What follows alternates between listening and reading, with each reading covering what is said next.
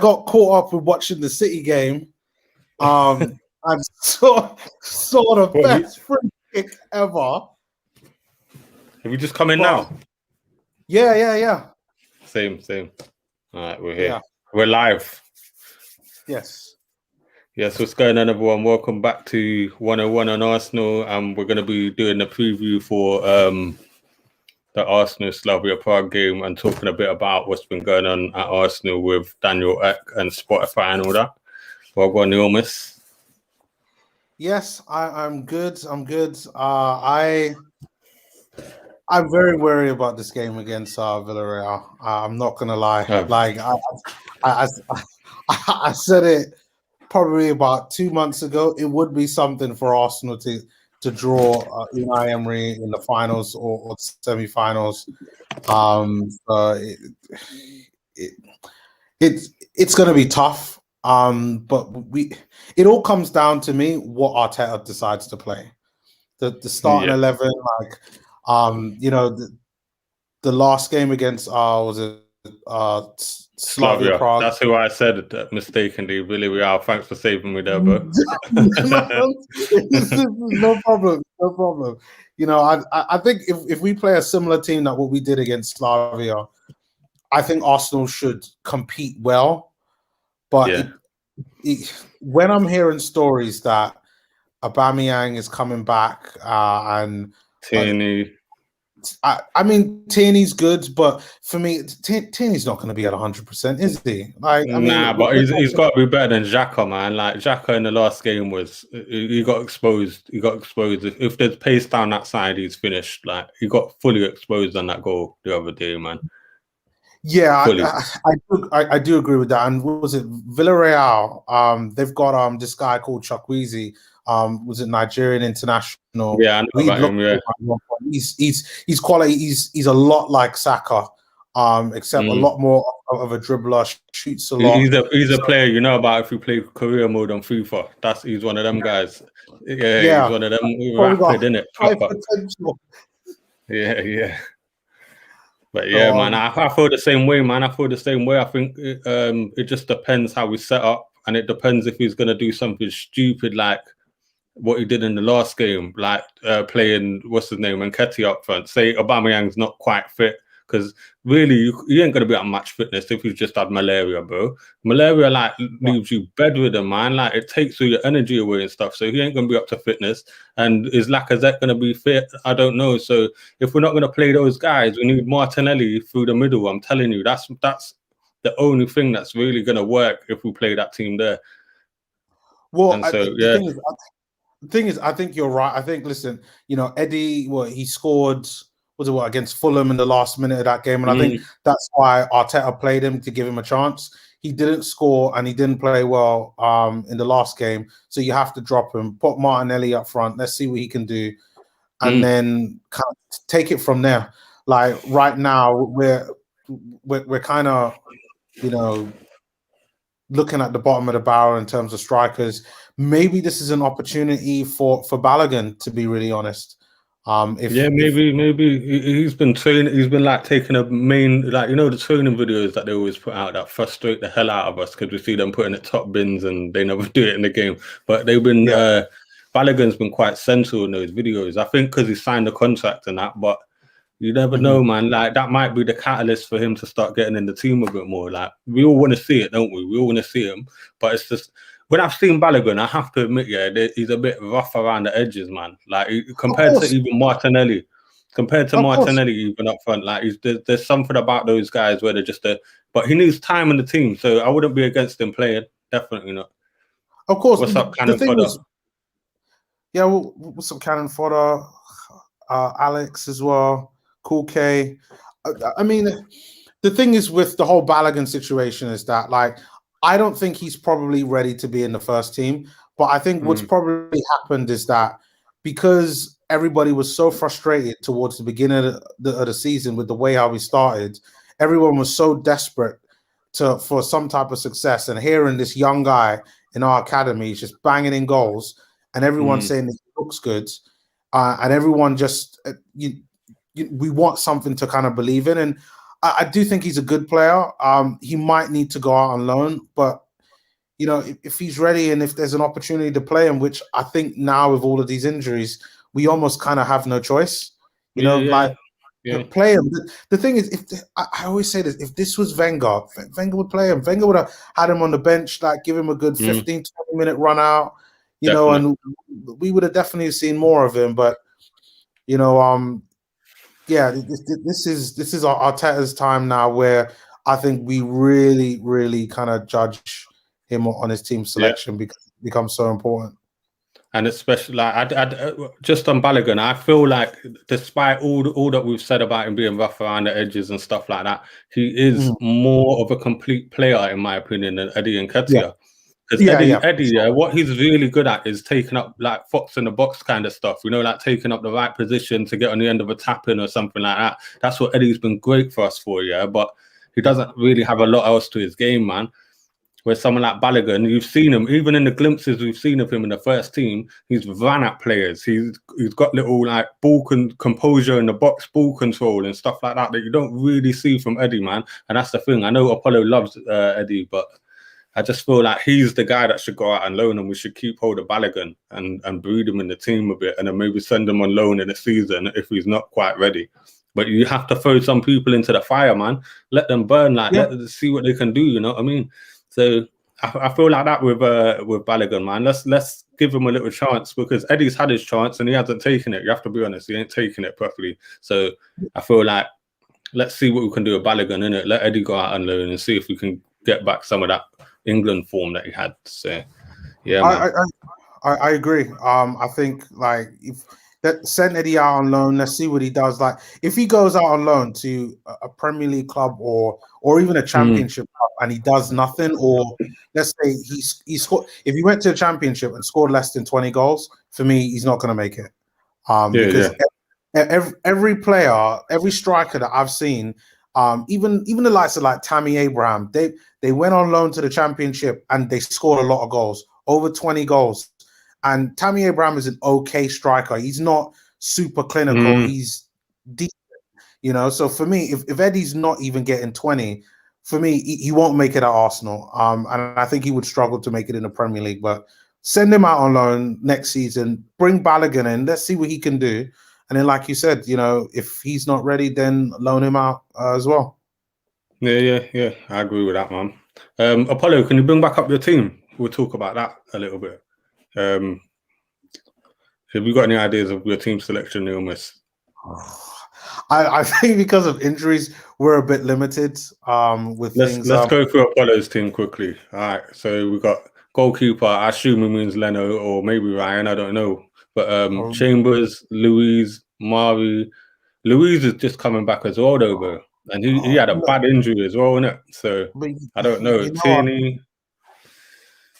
Tierney, Odegaard, Partey, Emma Smith, Saka, Orba, Lacazette, and Pepe.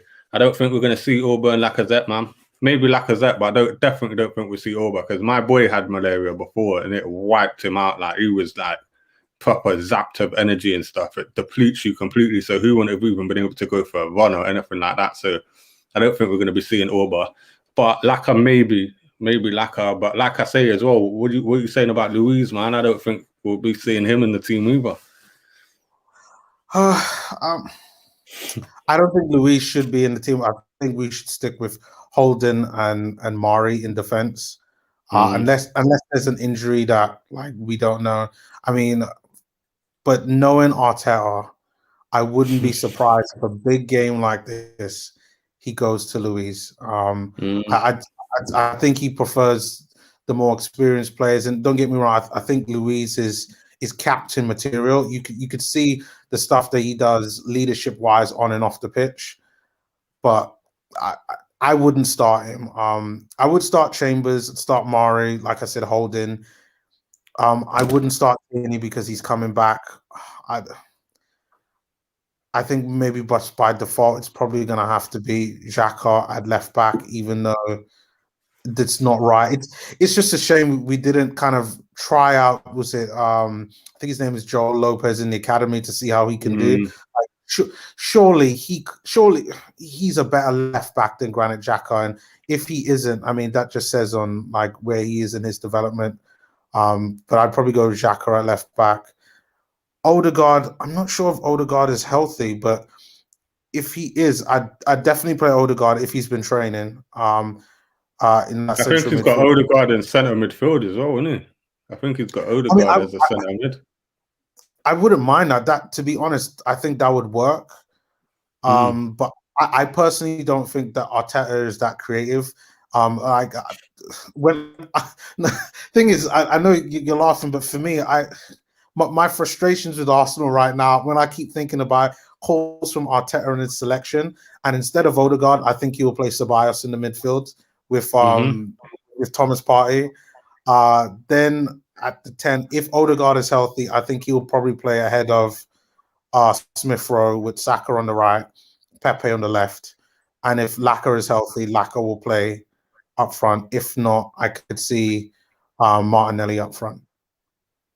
I can't really disagree with that. I think Arteta's just stuck in his team selection right now. I think he's just going to go with what he's been going with, which is really annoying, man. But if Luiz is slightly fit, he'll play because Arteta loves him, man. Every time he's slightly fit, the guy plays. So I think that might be the one where we might see someone new in there. And I think he might play Matt Ryan as well, because Matt Ryan was all right in the game we played for us recently. And Leno, that howler that he had the other day, I think you might be seeing, because what Arteta does, is when players make a mistake or they don't do something that he's asked them to do, he takes it out on them, man. Like, he proper does that.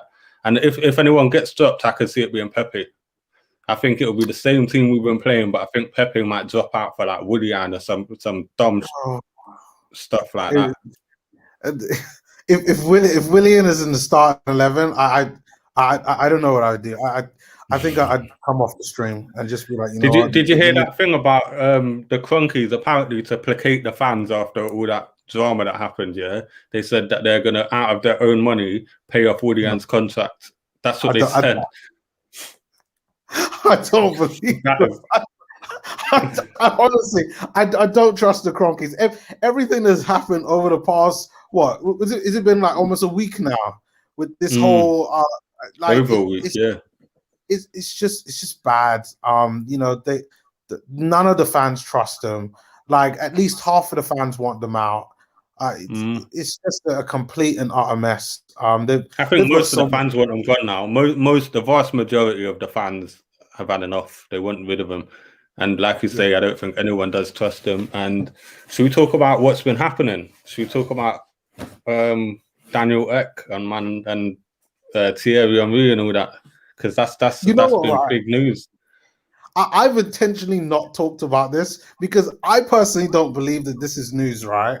Like, I get the tweet, and I get the fact that he's an Arsenal fan, but Kroenke, from before all of this, has said he wasn't going to sell the club, and I still don't think he's going to sell it now. Like, these American owners, all they care about is money. So unless he gets 3 times as much as he paid for Arsenal, which he bought it for 1.5. He's going to be looking for something close to 4.5 to 5 billion for Arsenal. Nah, but you have to realize that 300 million in debt, we owe at 150 million pound on transfers, so that's straight away 500 million gone from the value. And he turned down that Usmanov offer immediately after he bought, when the club value would be at its highest to him. Like, he's not going to sell immediately. So now we've just gone through the pandemic. There's no guarantees that we're going to get back to normal anytime soon. He's just lost 300 million, plus we owe 150 million on transfers. Then he's going to have to provide a budget for this summer because our income's not covering our debts. Remember, we got to pay that government thing back in May. We owe the government 127 more or something. So I don't know, man. I think this is, if there's a time for, because a businessman's always going to say, I'm not selling my club, innit? They're never going to be like, I'm selling, guys, like, because it brings down the value automatically because people know that you want to sell. They know you're desperate or whatever. So I think if there's any time, it's now, really. And Daniel Ek, have you seen what he said today? He was on TV today talking about the bid that he said he's already secured the funds. Yeah, and there's a couple of Really? things. Just listen to this. You know, when you talk about fan pressure and what could potentially get the fans in the mood, yeah. Listen to some. Yeah. I've written down some of the stuff we was talking about. So Okay. on the board, he's promised that there will be fan representation on the board of Arsenal. Yeah. On the board. Okay.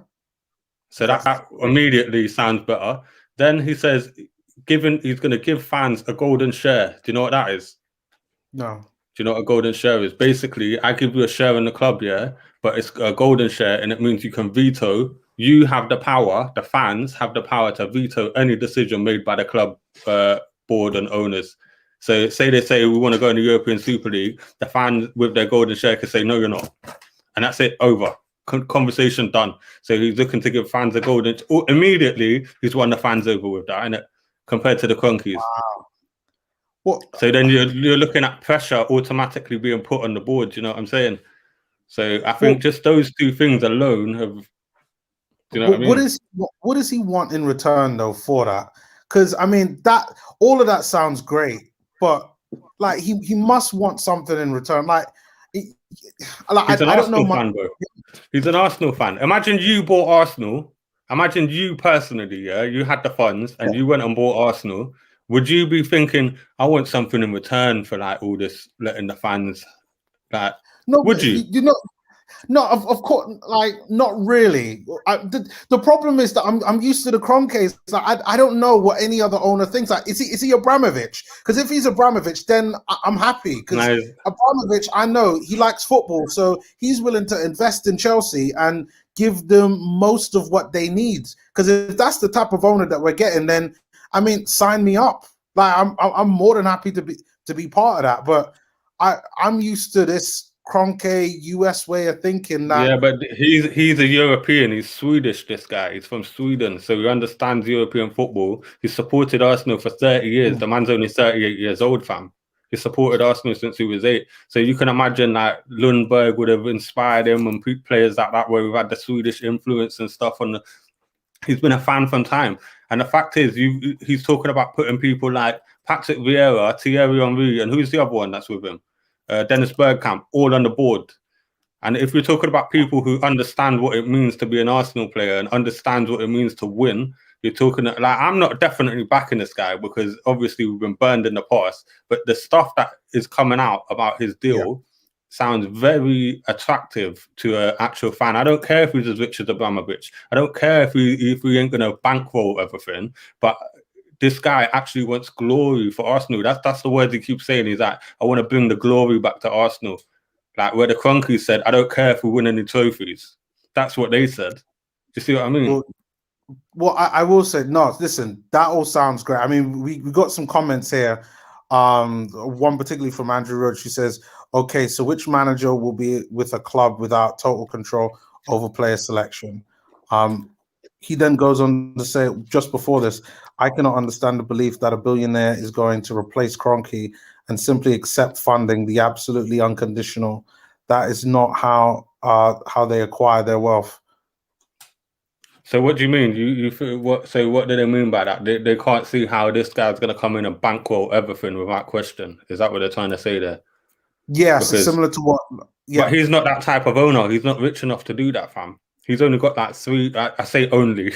He's got that 3.8 billion, yeah, which is not enough to buy Arsenal and then to fund everything. But he's more likely to set us up. So it's not just about qualifying for the Champions League. It's not just about the money looking good and stuff. It's more about success for the football club, which is owners in the past haven't always bankrolled everything. Look at Man United. They didn't have an owner that bankrolled everything. What they did is they set up their commercial deals so that in 10, 20 years' time, they could thrive off that money. Do you see what I mean? They planned ahead, and then the success on the pitch allowed them to spend more money, which is what situation we have to get ourselves in. That way, it doesn't matter who owns you, because you've got the money to spend. You know what I mean? It doesn't, like Roman Abramovich a couple of times has got bored at Chelsea and decided, nah, you're not having any money.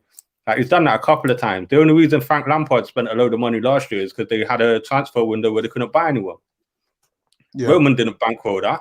Roman hasn't put money into Chelsea for a long time. Like he's disillusioned with it all. So we don't want a manager that's going to bankroll, owner that's going to bankroll everything. You want an owner who actually cares about the club. Do you know what I mean? Yeah, Cool K says, you know, it's Fit Feisman on his deathbed along with Lady Nina, who sealed the fate of this club. I can't agree more, man. And them guys who sold the club to Kroenke did so because they were like, we don't want this suspicious Russian owning our club in Uzmanov. So they went and sold it to an even dodgier American. Do you see what I mean? Who don't care about the club at all. Was it Allow it, man. Not really Cool K. Hard to blame him given how ill he was. His lawyers have a lot to answer for. Nina Breshwell made me laugh when she finally admitted selling to Kroenke was a mistake. Wow. That says it all. That really says it all. But we're talking about Daniel Ek, right? This guy, I've got a bit more stuff on him. He's been a fan of Arsenal for 30 years. He said he's already secured the funds for the bid, which means it might not be from his own fortune, but he's got someone willing to put up the funds to at least 2 billion. We're valued at 2 billion, so he's at least got that. He's such an Arsenal fan. People have backed it up that he watches Arsenal games during board meetings at Spotify, fam. You know that them ways there. Like, this guy is a proper Arsenal fan, yeah. Could he said, "So go on." You were? No, sorry, go on. He was asked, in terms of his business acumen, you're talking about we need someone who's modern, who's going to take the club forward into the modern era. The guy obviously started Spotify from scratch, and now look at what that's worth. Yeah, the shares of Spotify alone last year doubled during a pandemic. Think about that. So you think about someone who can generate money for Arsenal without actually having to put his own money in. You're looking more likely to do it with someone like him.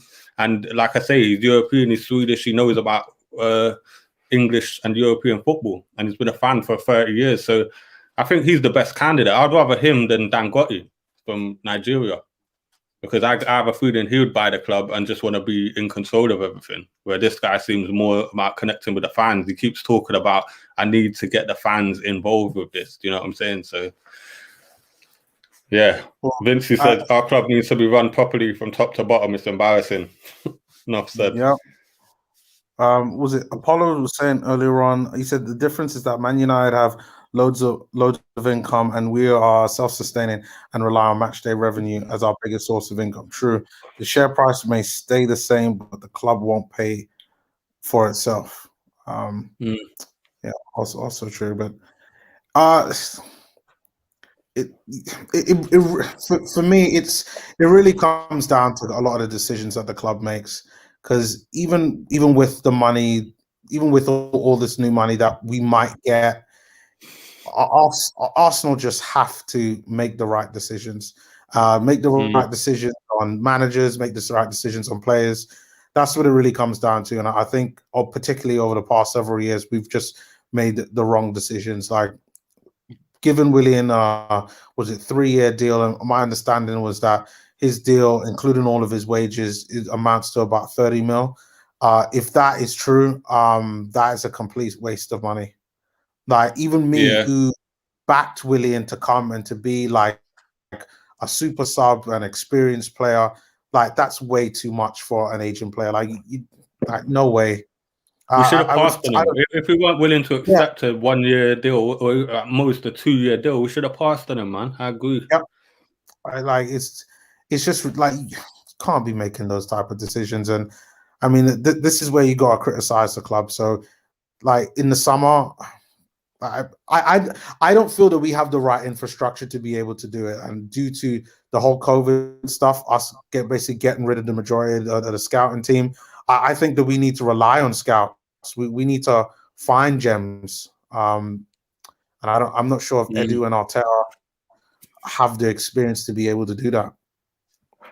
I agree, man. I think we made a big mistake leaving behind the Mislintat. What's his name? Sven Mislintat. Yeah, I think we made a big mistake leaving him behind, because he had the sort of the scouting system and the sort of look at that. Apollo just put up a poll. Who do you want as Arsenal owners? Wow. Stan got 1%. Who's that 1% that's voting for him, man? Come on. That must be 88 votes as well. That's a couple of people, because it's like 88 votes, isn't it? Like, Anyway, Daniel Ek, 38%. Yeah. Aliko Dangote, 28%. Matteo Flamini, 33%. Do you see the thing about Flamini is, people keep assuming that he's a billionaire, but because there's been a figure quoted of 30 billion or something, and he himself clarified, I'm not a billionaire. That's the value of the entire market that we're trying to break into. He doesn't have, he's worth 20 million, fam. He can't buy Arsenal, so scrap that immediately. You get me? Like, he can't buy Arsenal. People like Thierry Henry are richer than Matteo Flamini. Yeah. So I think Daniel X in the lead, definitely. I think there you can see it. What about you? Who would you rather? I mean, obviously, if you had to pick one of them. So, well, I mean, like obviously, Stan Kroenke is a no, and just based on what you've just told me, because I didn't realize that it's the market that's worth 30 billion. Then there really only leaves one left. So for me, like, I will take any owner that is just willing to help Arsenal to progress forward. You know, I'm not asking for this owner to kind of pump money in like how Chelsea do and say, hey, to every manager that comes in, here's 150 mil, go out and buy who you want to buy. And, you know, if you make mistakes, we're going to sack you and then do the same thing over again. Like, I don't expect that. But what I expect is that Arsenal could go out there, decide we need 4-5 players in around the team to go out and be able to get that done in that summer. That's what Arsenal need. You know, I don't even really care that it's big money or not. You know, if it's spending 20, 30 mil on a couple of players, maybe 40 on the last two, I'm happy with that. But Arsenal are not even in the position to do that now, and that's the part that worries me. You know, I see this side now, and I see us potentially going backwards, and it's not just Arteta's fault. It comes from Stan Kroenke. It's going to come from Edu, and it just slowly trickles its way down. So we really need to win the Europa League. We need to beat Villarreal, and we need to pray and hope for a miracle in the final. I'm hoping Roma just absolutely smash Man United, because I don't want to go up against United. I do have to say that. But yeah, we need the Europa League this year. We need that money. So Cool K says, give that Nigerian dude won't be afraid to spend that oil money. I agree, but then that comes at a cost. With people like that, they want absolute full control of everything. And we will become a club, that tell managers either you succeed or you're done. Like, and I don't mind that, you know. I think if you're a manager of a football club and you don't achieve your goals, gone. That's the way modern football is. Like, and it's been proven to be effective. Since English football has been that way, we've won more Champions Leagues across the board, like different teams. You see what I'm saying? Liverpool, Chelsea, United, all winning Champions Leagues than ever before in history.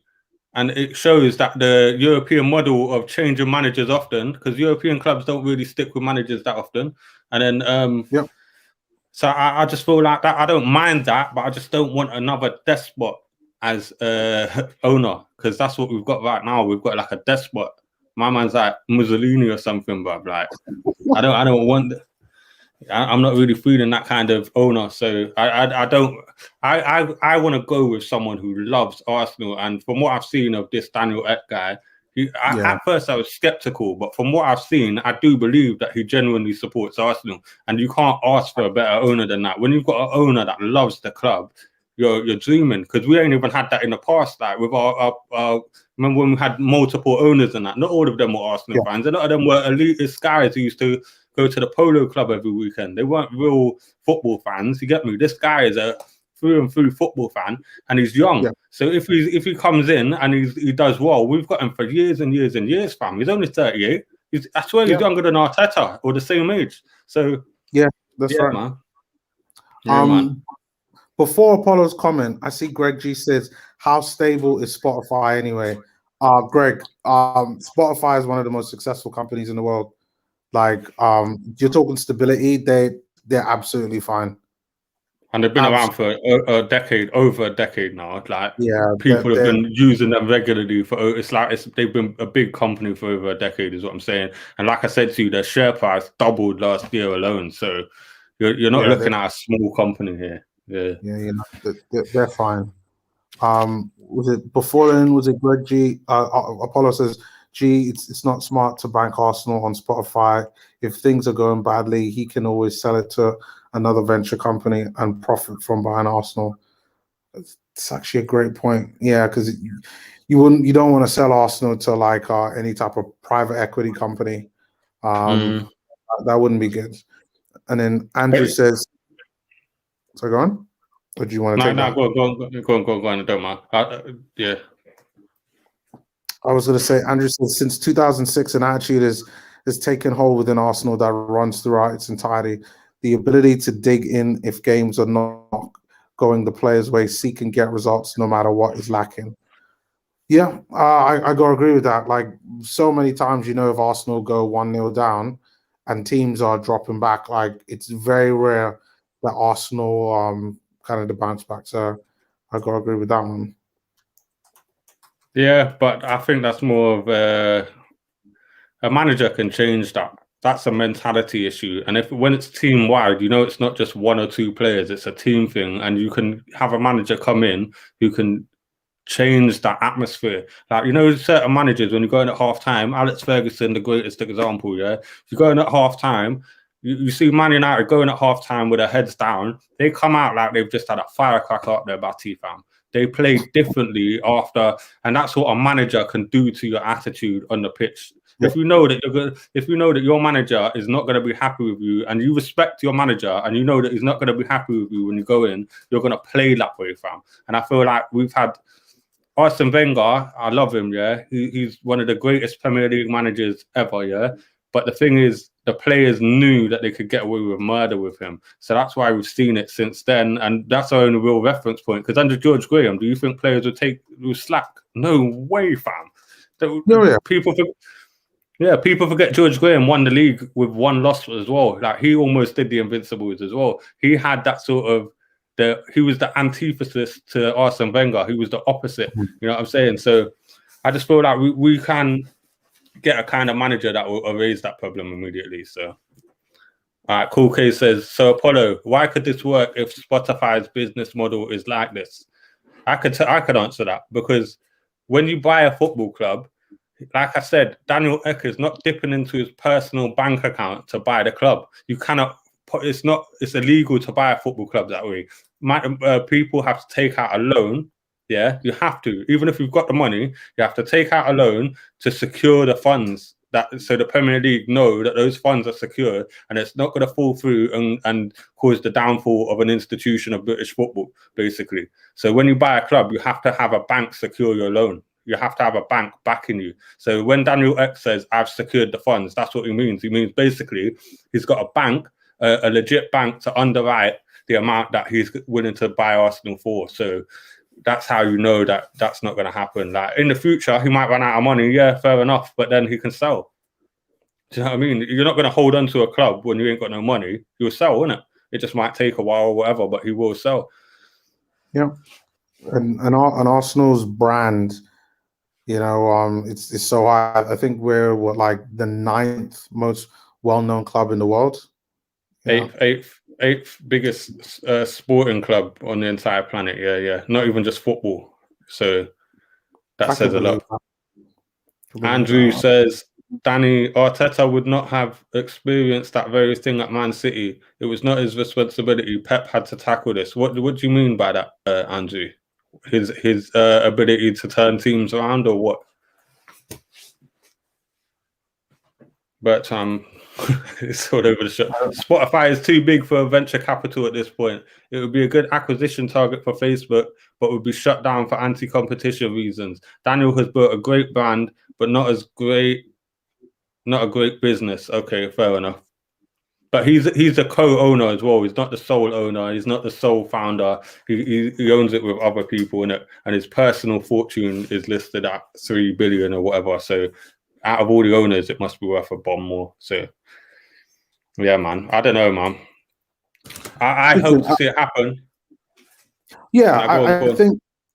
No, I think like I don't think this is going to go away for a little while, and I think, like you said, like because I didn't realize that Daniel had really kind of started to kind of push this and had secured funds. So if it's like this, it looks like this might actually be something there. Like he might actually go up to Stan Kroenke and be like, "Listen, I'm looking to buy the club. Like here's an offer."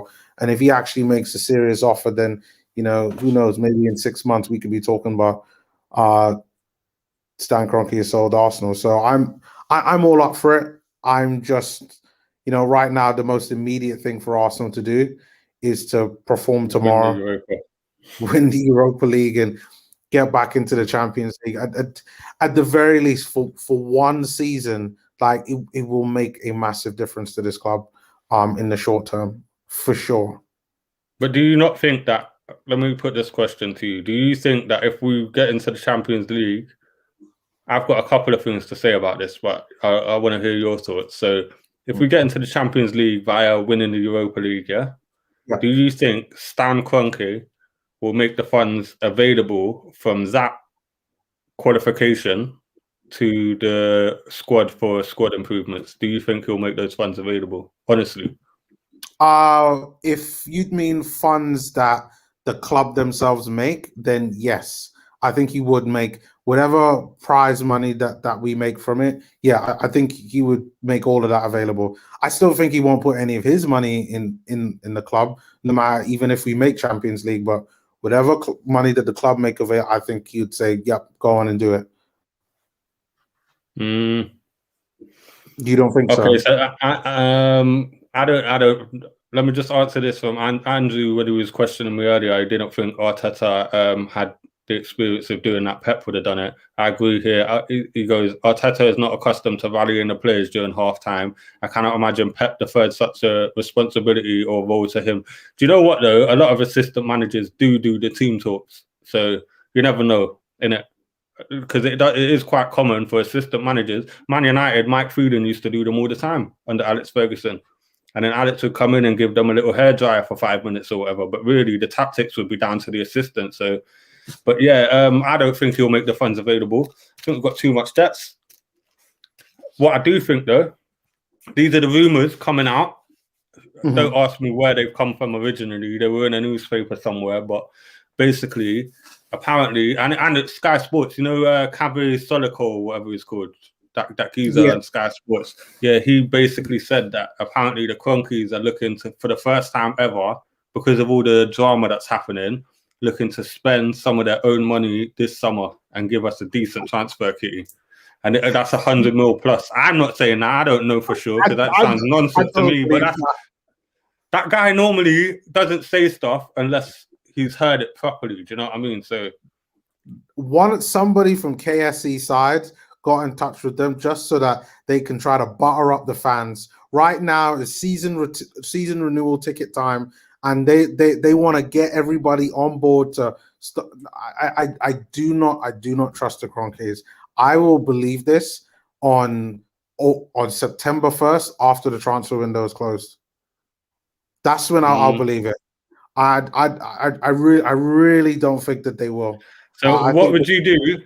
What would you do then if in this transfer window we went and signed Erling Haaland? Would you say Kroenke in at the end of that? No, I wouldn't, because I'm like, why are we buying a striker when we've got all sorts of other positions? So they signed Erling Haaland and that geezer, the goalkeeper from AC Milan. You know that young goalkeeper. What's his name? Donnarumma. What's his name? Donnarumma. Yeah, Donnarumma. Yeah. So he signs Donnarumma, Erling Haaland, and the wickedest Hakimi as a right back, and he signs Bissouma. What would you say? Well, I guess he'd have to stay in for now. You can be bought, Neomis, man. You can be bought. No, but come on, like he's put the money in the club. We now have sellable assets, like in the club as well. So, because someone like Haaland, like he's what 21. Yeah. Even if things didn't work out for him, like we could still sell him for an asset. Like Vincey said, no, Kroenke out regardless, Danny.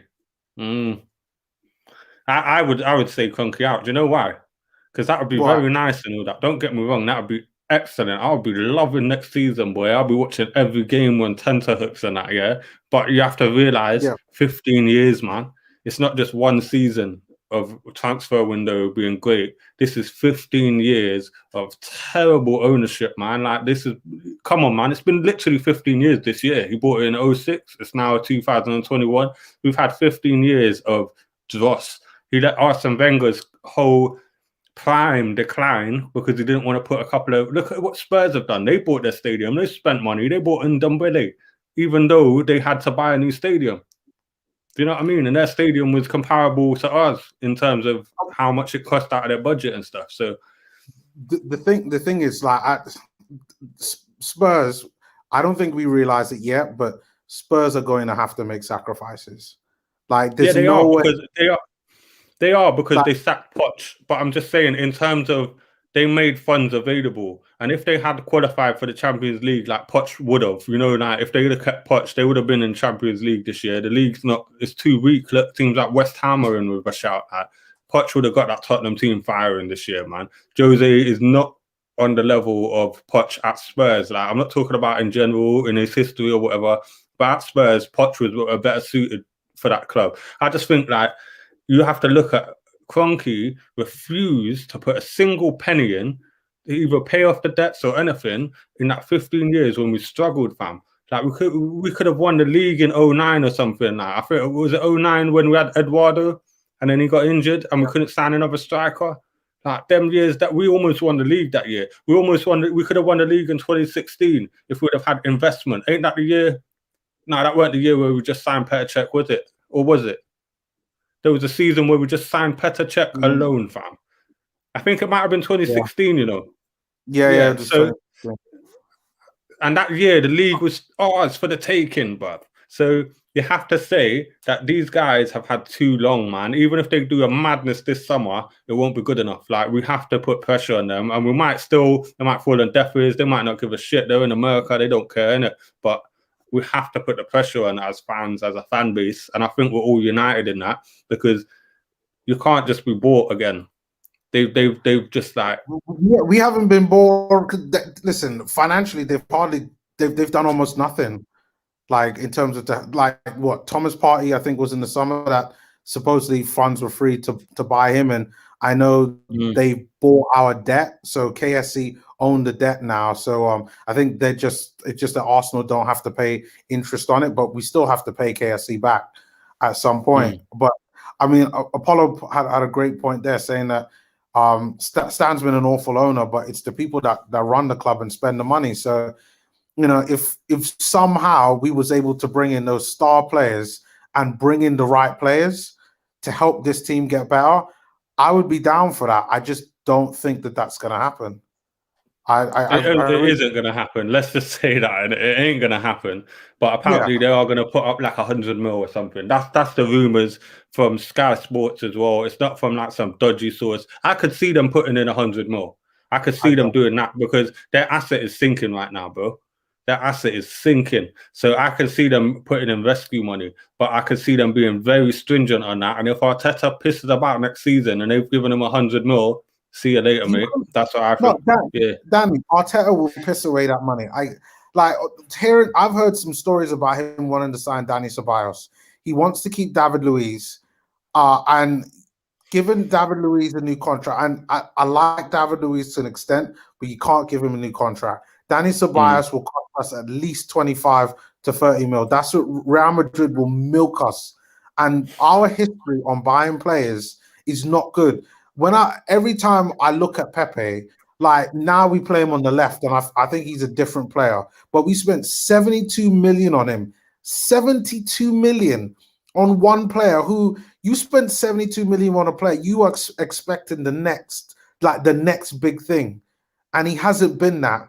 Good player. I disagree with that. Because you have to understand, when we bought Pepe, we were in the era of Dembele going for 150 million, Suarez going for whatever he went for. Who else? A couple more players, 100+ million players. There was like 200 million Neymar, and Mbappe 160. So Pepe in that time, that was the equivalent of spending like 40 million on a player right now. The market was different when we bought Pepe. It was like factually it was. Go and look at the prices that people were going for.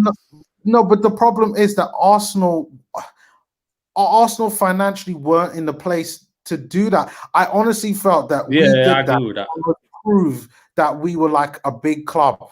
Like I remember when we bought Pepe, I said, why didn't we go up and sign a centre back? And at the time we were linked with Upamecano, and I know spending 70 mil on him, even though I think he's a good defender and I think he's going to Bayern, like spending 70 mil on one player, I think would have been a lot.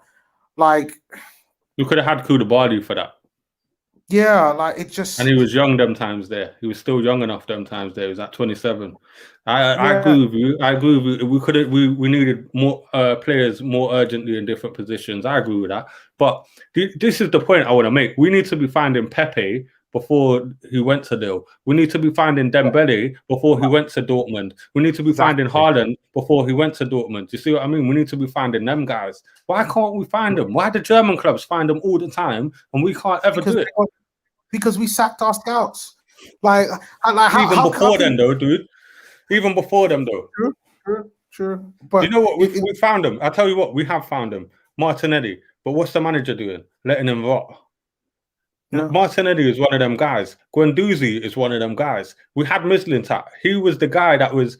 You see that when we're talking about the structure of the team and why the hierarchy aren't signing the right players and stuff, you need someone like a head of recruitment like Mislintat, who's got a proven track record, who proved it while he was here. He signed a lot of good players, man. Like when you actually think about the players he picked up, he's the one who signed Aubameyang for us as well. Like if you actually check it, he was the one getting these players. So.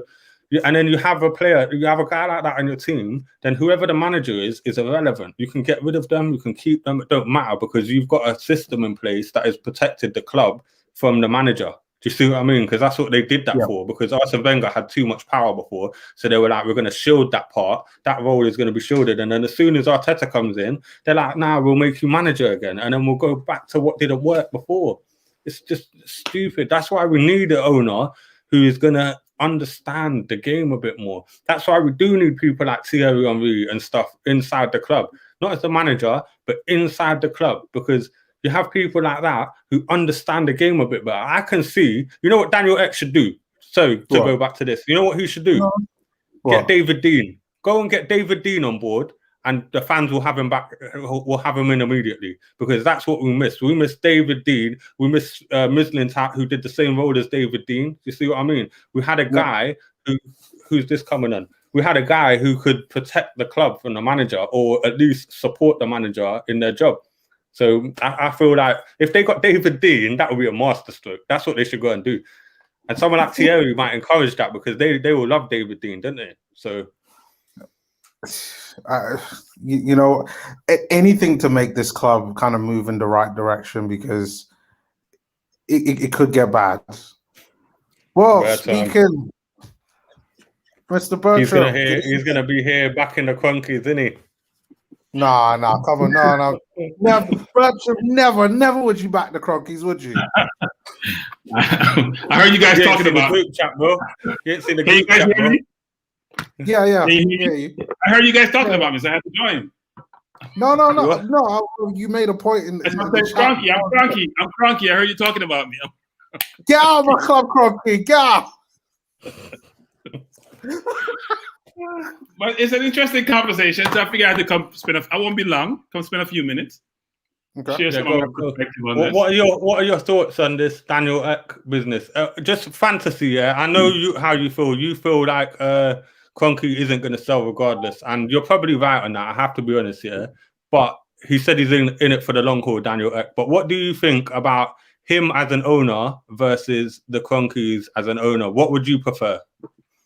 Look, he's an Arsenal fan, so I'm sure he's enthusiastic about getting involved and put his money where his mouth is. But at the end of the day, you realize when you invest in a football team, it's not the same as a normal business, right? Fans have unrealistic expectation. They expect you to spend as much as possible to make the team competitive. And sometimes it's not logical to do so. So, for example, he comes in, he's worth, what, $3-4 billion. Most of it locked up in Spotify stock. That's not cash. He's going to invest in Arsenal. Yeah, he's got to sell stock, and he's going to borrow money. Is his stocks locked up? Can he sell all his stock? How many stocks would he sell? How much would he invest? On a go-forward basis, the revenue is not sufficient versus his costs. How much of his own money is going to put into the club and realize there's no actual return? Because most fans think you don't own the investment you make in a football team. You can't take money out of your own club. You can't take dividends out. You hear Manchester United fans who complain about Glazers taking money out. We complain when Kroenke takes $1 million out, when the club is worth $2 billion, which is asinine to me. I wouldn't invest in a football team. I would invest in something that can't take my money out of my team when they make money. That makes no sense. It's not business. So wait, they're not the Man City owners, the Mansour who's worth $17 billion. His family combined is worth $1 trillion. And they have oil pumping, which makes ridiculous amount of money. It's an asset which continually provides money in. So it's a whole different assessment and analysis of a Man City owner, a PSG owner, which are basically sovereign type ownership. So you're talking about like states owning versus individual who have billions. But the question you have your billions is, it took a long time to earn your billions. Do you just spend it on a football team and keep putting money in with no guaranteed return? So, for example, Abramovich, and people use Abramovich as an example. He's not a good example, guys. He can't be a good example. You can't say someone took money from poor people, frankly, foreign state asset, converted to cash, washed the money by buying Chelsea and said that's a good example. This can't be a good example. No, I said that. I don't think Abramovich has actually become disillusioned with Chelsea anyway. Like I said earlier, he hasn't put his own money in for a little while now. Like, you actually look at what they're spending, it's what they've built up because they couldn't buy players. They had the transfer embargo. He hasn't actually put any of his own money in for a long time.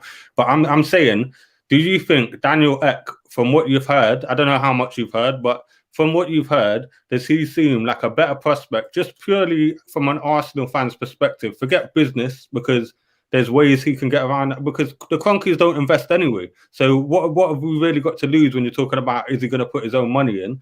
But from an Arsenal fan's perspective, as an owner, do you think he will be better for the club than with his proposal? Now, I've gone over some of it. I don't know if you heard, but with his proposal, do you think we'll be in a better state with him than the Kroenkes? So hypothetically, yes, without a doubt. But we know the Kroenkes are not selling, so we can hypothetical all we want. We can analyze how we want. We can think about what it would look like to have a new owner. They're in the sports business. People need to realize that. That's what they do. They're in the sports business. Kroenke has his own money. His wife is a Walton family who are multi-billionaires, even richer than Kroenke. They invest in. He doesn't need the money to sell. That's another thing too. You can't incentivize him with money. So how do you incentivize someone who doesn't need money to incentivize them? Because if their asset is failing, if you're money hungry and you're all about business and your asset is failing. But let me just add to this, yeah.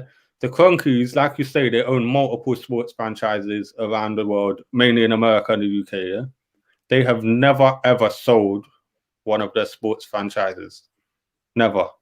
And they own the Denver Nuggets, they own the LA Rams, they own what else? The Jacksonville Titans. Yeah.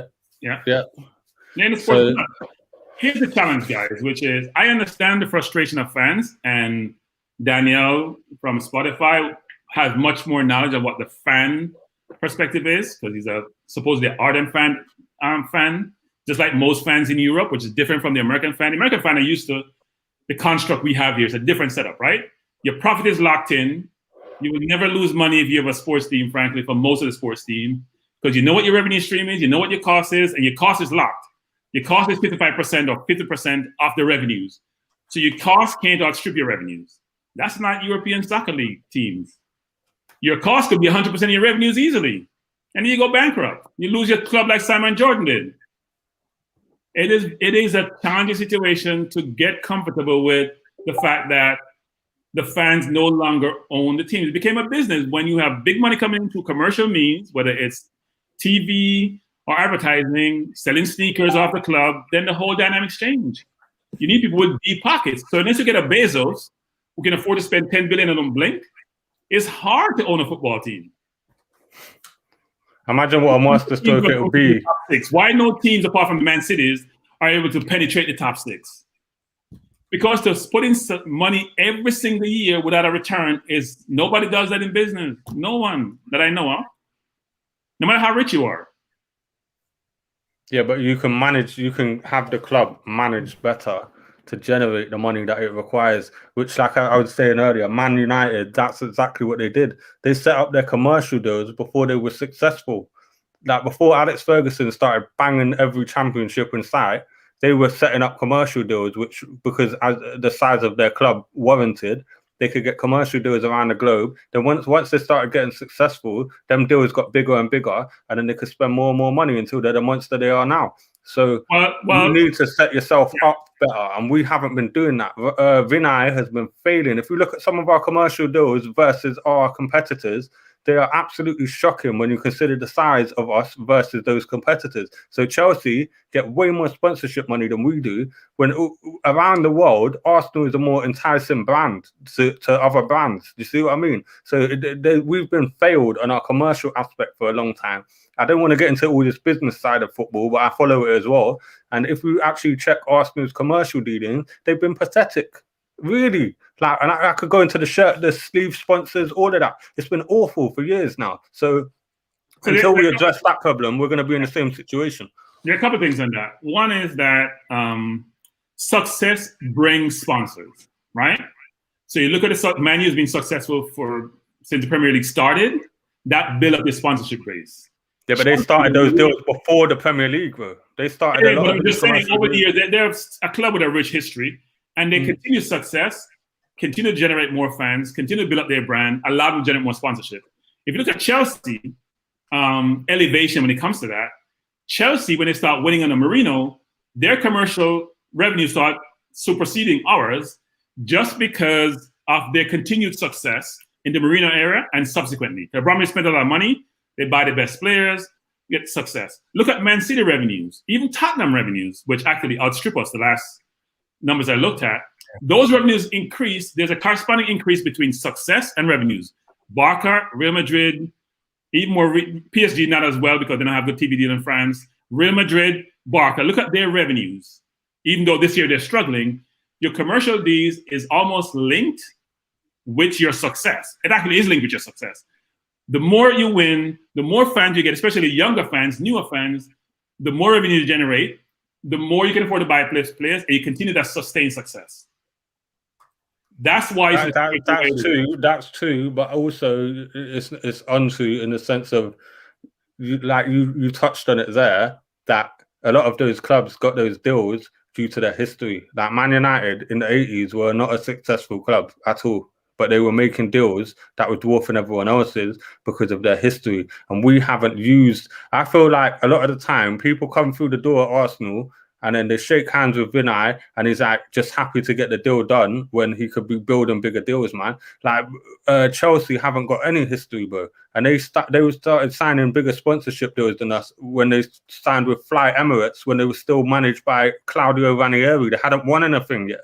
I think it's not true. I think we've just been failed because the owners, because they're so, Apollo said it earlier, because the owners are so hands-off, they tend to hire staff and then just leave them to do their thing, whether they're good or not.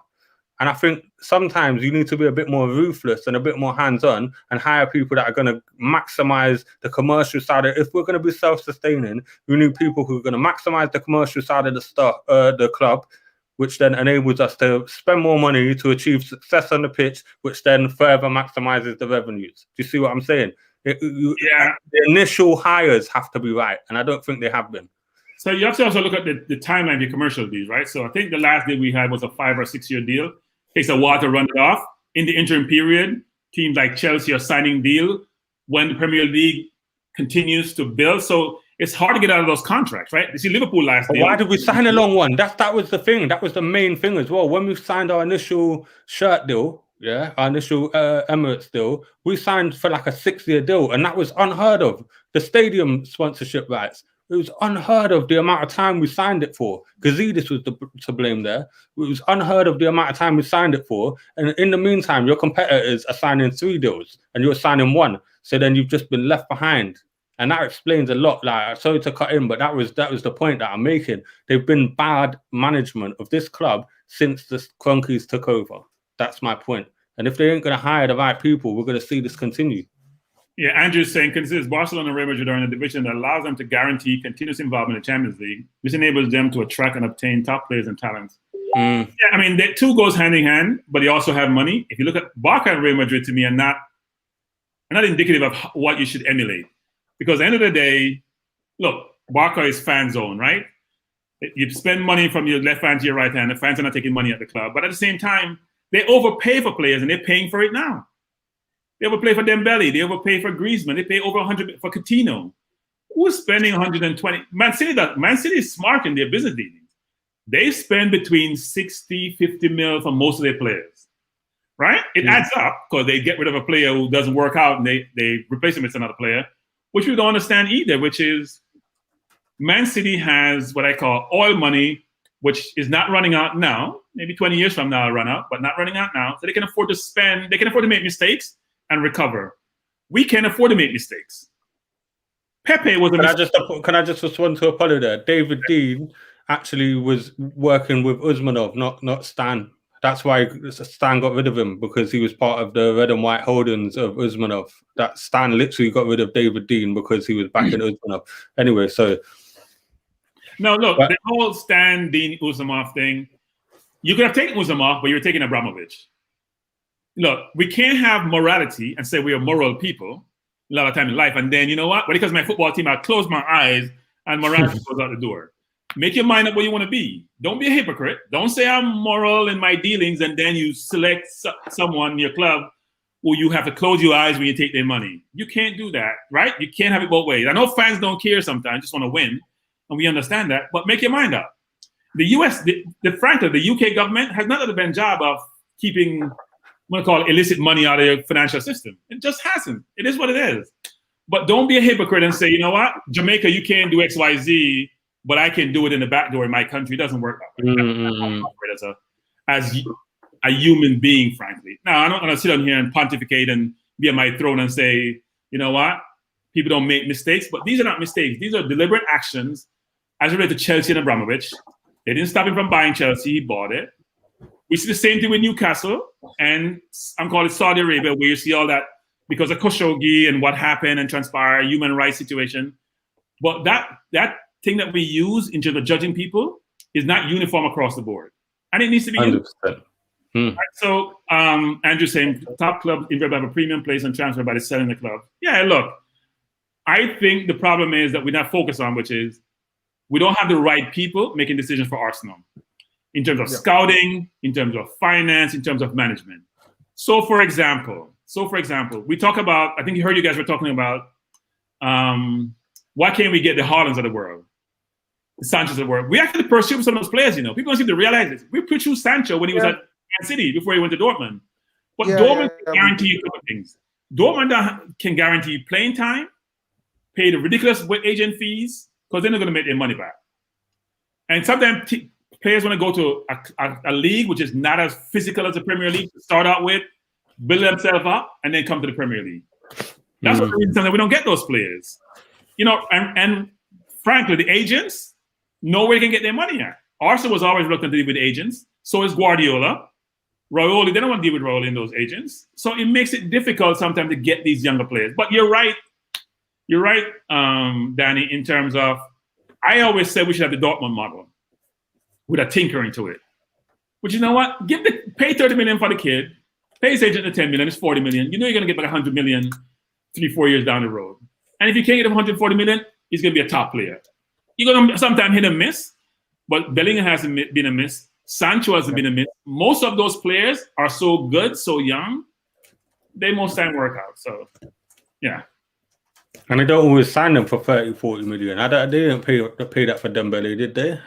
They didn't pay that for like... but the market changed before the pandemic, wasn't it? The Bellingham was about 30 million. He didn't play Premier League football. They got Sancho for free. Free, bro. Yeah, but Sancho was in the last 6 months of his contract, wasn't he? Yeah, no. He was a free. He was a Bosman ruler. We tried to get Sancho. But that's what I mean. Sancho, yeah, I think you didn't give him enough credit there because you know when you're like sometimes these young players want to go to a different league and have it easier and stuff. Sancho was the first one. He was the one that broke the water for English players abroad. Like he was the one that decided I'm gonna go and develop abroad. So yeah, I kind of give him a bit more credit for that. But I agree with most of what you're saying there. You know, I do agree, but it's a global problem at Arsenal that we're seeing where the financial side isn't right.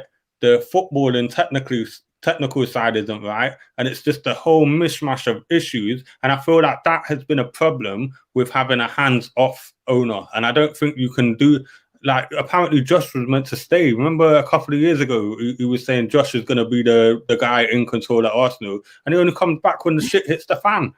It's like this is why we're in these situations because we don't have an owner that cares enough, and that's why I feel like. If the fans can put pressure on, and I know it's not going to change, but this is the thing about the fans putting pressure on. We're not necessarily going to, we'll answer some of these questions in a sec, but like the fans aren't necessarily going to force the Cronkies out. But you know what fan pressure in England can do? It can force the government to start regulating football a bit better. The government are looking to bring in legislation, and they're the only people who could technically force a change at football clubs in the United Kingdom. And I feel like the situation's kind of there. So the under the table deals, that's the problem. You may get what you wish for. Don't have government be involved in anything if you can avoid it. They're already involved in it, though, man. Involved in sport. And I tell you, a failing sport league doesn't work, guys. I'm telling you. Tell me which country no government involved in sports. U.S., Australia, India, in cricket. I can't think of any sport league, major sport league, where government is involved. BCCI, FIFA run football. Now FIFA may be corrupt. BCS may be challenged sometime. But you don't have. What the government's going to do? Say you can't have a certain amount of money in the game. What's the government going to do? Nah, I'm talking about fan ownership. 50% plus one. We're going to get money to pay $2 billion for Arsenal.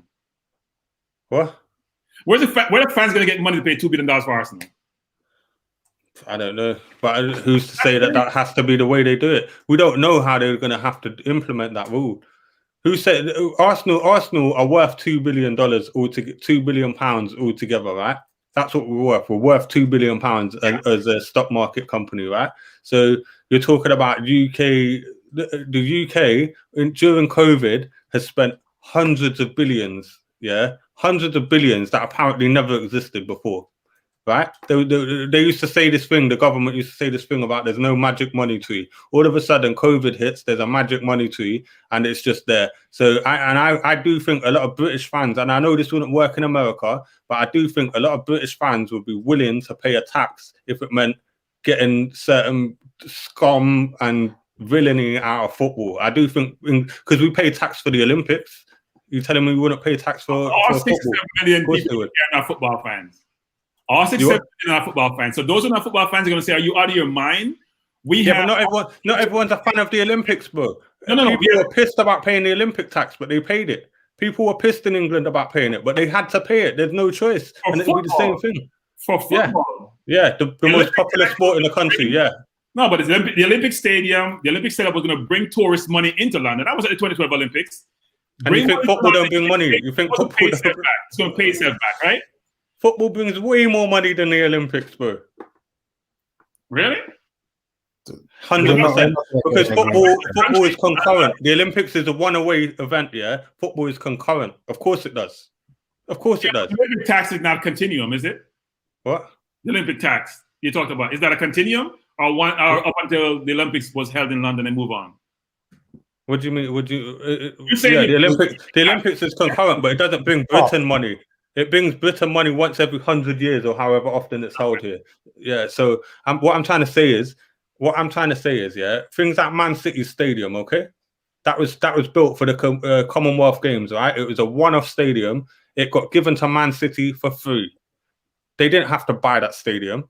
West Ham, they haven't had to buy their stadium. That's been bought off government money, and you're talking 500 million there. So are you telling me adding another 500 million is not feasible? Of course it is, especially if the government are going to get the money back. I can see if the fans put pressure, Because you see the government, yeah, what they are is they're beholden to public opinion. They're the one group of people, politicians, who are beholden to public opinion. And if it rises to fever pitch, I can see a world where that legislation could get brought in, where to save football, which is this country's national sport, is different than around the world, bro. The way football is interlinked with our society is completely different than anywhere else in the world. And that's what I'm trying to say. I can see a world where that could happen if the pressure is there. So what do you? So let me understand. What do you envision? The government invest in football teams, or the government create a situation where they have legislation that says fans invest in football teams? I could see the government putting up the money to force the owners to have to sell up half the club. So who would own the half? The government or fan? Who's going to own that half that they put up money at? The fans, but it would be paid off in a tax. Wow. So if I'm not a football fan, I should be putting my tax. There's not many people in this country that aren't football fans. It's the biggest sport in the country. Yeah. I don't know. There is a lot of people who aren't, but it's not many. It's not many.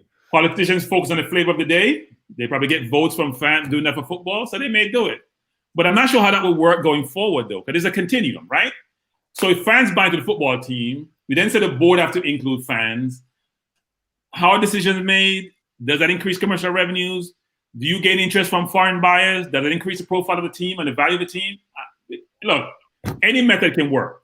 Depends on your appetite. They do it in Germany. They do it in Germany, and it works fine. Like I don't. Not all teams though. So Leipzig in Germany, what did Leipzig do? Yeah. RB Leipzig are owned by Red Bull in it, so they got employees to say they own the team when they control the team. Their employees are the owner of the team, so they have a workaround. There's always a workaround. It's not fans on the team; it's mainly Leipzig employees. So it's the same one and the same person. My left pocket to my right pocket. The fans don't really own the team. Leipzig fans, Leipzig work, Red Bull employees are the fans. There are 3 clubs in the Bundesliga that aren't fan owned, right? That's true. I know that, but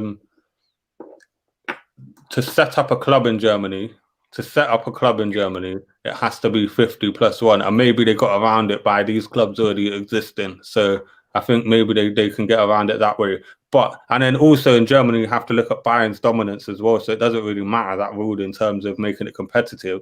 But I do think fans have had enough of absolute influence on football clubs in this country. I can see it happening where if you see the amount of people that turned out to the protest at Arsenal the other day, the amount of people that have been turning out up and down the country, I think we have hit a point where it's changing in this country. I think teams like Man City and all that, their fans love it and all that, but they can still see the point of view of people like Man United and Chelsea and stuff like that, where we've had enough.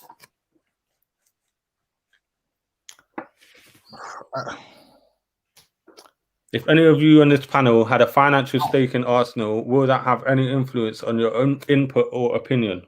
On what? On just like in general, or like if you're saying in terms of the whole Super League stuff? If it was in terms of the whole Super League, for me, in the stuff we're saying today, what about the stuff we're saying today? Would it have any influence on the stuff we're talking about? I would invest in Arsenal. When I make investments, I have to get a return of money. Dividends, income, and appreciation. I wouldn't invest in Arsenal if that was the case. I don't have hobby money.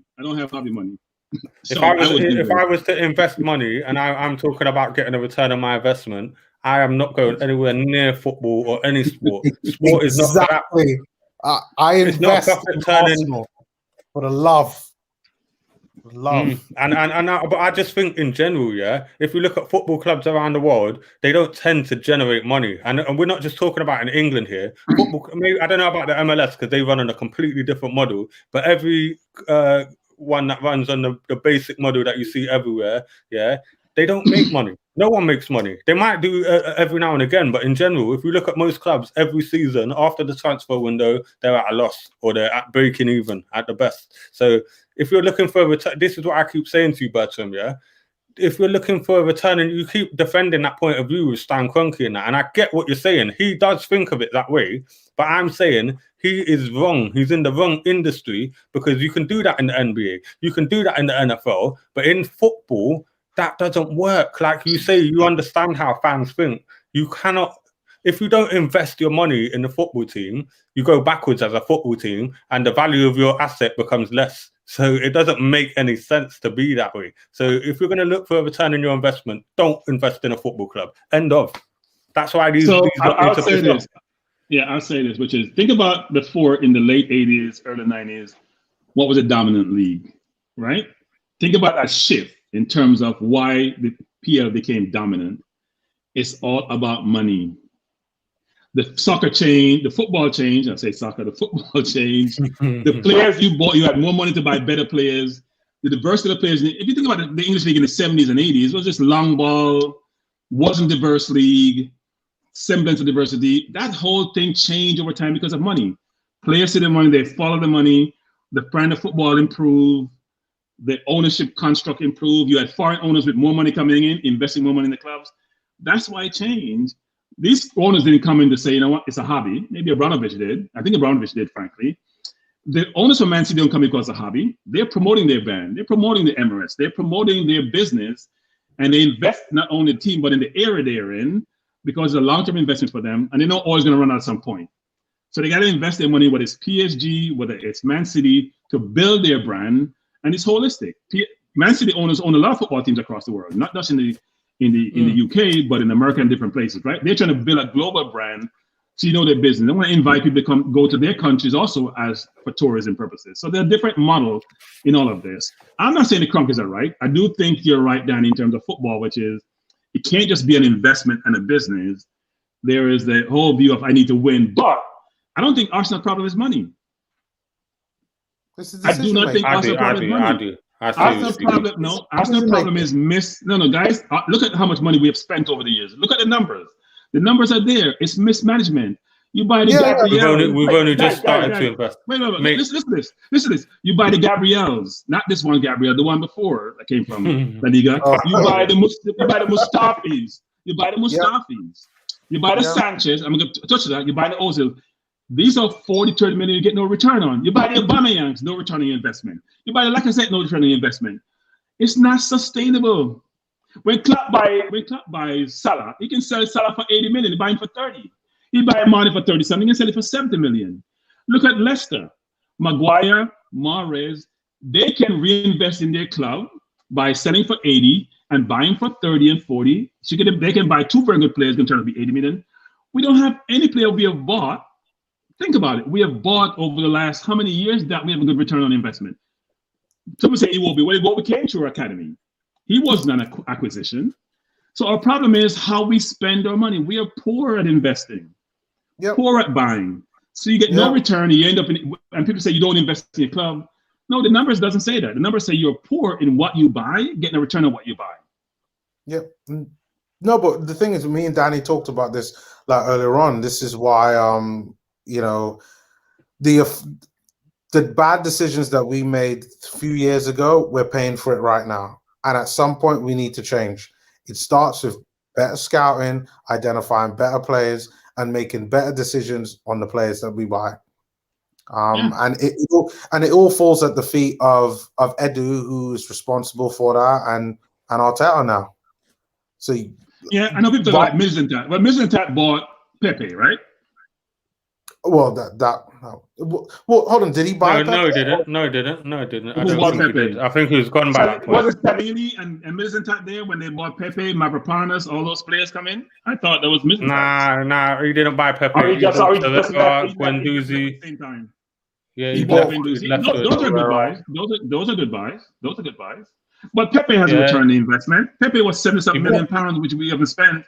Here's the problem, guys. Laka make 150. Obama make 350. William make 220. Pepe make 150 or 140. Yeah. Where's the return on my investment? They're like sucking me dry without no return. I can't disagree with you there. That's true. But at the same time, have we spent as much as our rivals? But and I don't just mean... And I don't just mean in an isolated season. I mean in the seasons building up to that. You think about Man City, they might not have spent a lot of money like last year or whatever, But in the 10 years before that, they spent billions. We had no investment, and then all of a sudden we get money and we go crazy like a kid in a sweet shop, innit? Because we finally got some money. So it's like, buy Ozil, buy this guy, buy that guy. Ozil, when we bought him, was 26. That wasn't really at that time seen as a bad investment. Sanchez, we bought him at 26. What I'm saying is that we don't get any return on it. But I don't disagree with you when we bought him. I don't disagree. I think we should have sold Ozil earlier, because then we could have got some more money back for him. Same with Sanchez. We should have re-signed him. That's what it is. 100% 100% on that. 100%. Same with Sanchez. I think we did the right thing letting him go. We should have signed him earlier. That's what we should have done. We should have signed them both earlier. Then we could have got some money for them when we got rid of them. Yeah. Yeah. Well, we could have got money for Sanchez when he wanted to go to Man City initially, and when he wanted to leave. But you have to say, yeah, if you look at the investment we've had, it has been more in the recent history, but before that is where we fell behind. It's not recent history where we fell behind. It's a previous problem. So you're looking at teams like Chelsea and Man City. They're only just now getting rid of them players that they spent billions on. Sergio Aguero is leaving now. Vincent Kompany left last year or the year before. I can't remember. David Silva leaving now. Like all these players, you get me? They're the ones that are going, and they're going to have to splurge again. And they have started building that team again. Even players like Riyad Mahrez are like 28, 29 or something. So it's like you're seeing the fruits of lack of investment earlier on, not the lack of investment now. And that's the problem. Like people like Laka and Orba, yeah, you don't sign them. You sign them knowing that you're going to have other young players coming through, innit? That's what you're supposed to do with players like that. They're supposed to be the final piece of icing on the cake. But they're not. They were the team that we bought them, and we're like, let's build a team around Orba. But he's 30 years old. Do you know what I mean? Well, Orba was a bad buy. This may sound heresy. How was a bad buy? Because we had, like I said, we had Giroud. We need a center midfielder. We need a center forward. He's a very good player, but that's not what we needed. What we needed, we didn't get. So it makes you keep every year trying to make up that difference. Go ahead, Naomi. We made a mistake in signing Lacazette, and that's why they signed Aubameyang. Yeah. Somewhere along the lines, they was like, oh, fuck, like, Lacazette's good, but we need, like, a potent scorer. So they went and tried to make up for it by getting Aubameyang. And that's the problem. And Lacazette was a panic buy. He was a panic. I'll put Danny up on this. When we're going to sign Abba, I said no, and Danny said only a madman wouldn't sign Abba. And I made a copy of that. I took a picture of it because I said to myself, if you assess Abba's game, Abba is a great goal scorer. No, he misspoke. Okay. Abba is a great goal scorer. The problem is the rest of his game is deficient.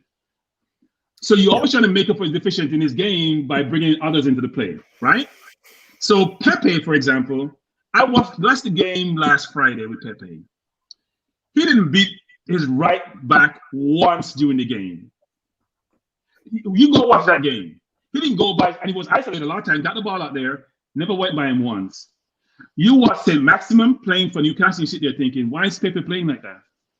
You're a defender, you quake going towards him. The right back for Everton didn't get beaten once in the game. Why are you on the field then? You're a winger. You're a skillful winger. You don't beat your right back once in the game to create opportunities for your team. That's my problem with those players. They're all deficient. William scored 0 goals all season. Willick has scored 4, and he played a lot less minutes. Our players are just not where they need to be. It's crazy. We sent Willick to Newcastle to go score goals against Liverpool, score a goal against Tottenham, and we can't get goals scored on. None of our midfielders score, by the way. I think Xhaka has probably 1 or 2, if that much, maybe 1. Yeah, we haven't had goals. Mate, since Ramsey left, we haven't had goals from midfield, and that is it's unbelievable. It's unbelievable. Do you remember Arsenal? Yeah. The best thing about us was our midfield. It used to be the best thing about Arsenal was our midfield. Now it's like the weakest weak link possible. And part of that is Mikel Arteta's I don't know, the way he's getting blackmailed by Xhaka with his nude pictures, and the way he's obsessed with Danny Ceballos and that. Like, it's, you know, these things that are holding us back, man. We can all see Xhaka is not good enough, yeah. But Arteta, remember when he signed, who was like, I was going to try and get Man City to get him. Like, are you smoking crack, bro? Like, what are you on about, fam? This is the problem. We just don't have this is we don't have what we need to have at the club, where there's no one ruthless at the club. There's not one single ruthless person at the club that's going to say, you know what, Arteta, you're wrong. Xhaka is shit. Get rid of him. You're wrong about this. Get rid of him. Edu, Mikel Arteta's not a good manager. I don't care how friendly you are with him. He's not good enough for us. Like, look where we are in the league. Someone go in there and give him a slap, like, and that's what we don't have at Arsenal. That's what I think. Look, I think every managers make mistakes. So if you look at Pep, for example, in the Champions League, you would question his ability as a manager. He was one of the winningest managers out there, right? I think he's third behind Ferguson and someone else in terms of 30-something titles. And still, you look at pick his team, you look at how he plays something, you wonder, what are you thinking? You always play at disposal and make these decisions. But so we cannot, all us fans, we have a different perspective. We can criticize these managers. I don't know if Arteta is a good manager or not. Because I think the players are part of the problem. It's not just Arteta. We're not good enough. And the more I watch us play, I'll give you an example, right? I watched Leeds play against City. And I watched us play against City. When we play City, it's like men against boys. Like we're in on the field. I watched Leeds playing with 10 men and are competitive. That doesn't make sense. So is it just Arteta, or is it the players, or is it both? It may be a little bit of both. Yeah, it's both. Both. Vince says you can't defend managers that don't address our lack of midfield scoring, and he's damn right, man. This has been our problem. This is what really frustrates me about Arsenal. I'm not going to put this on Arteta or Edu or anyone. Yeah, do you remember back in the day we needed a defensive midfielder?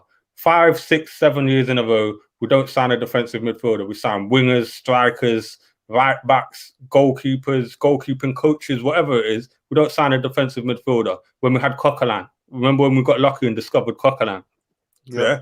Then we need centre backs. Don't sign a centre back. All of a sudden we sign 5 in a row or something, like Gabriel, Louise, all these people. Yeah. And then now we can all see that we need a goal threat in midfield.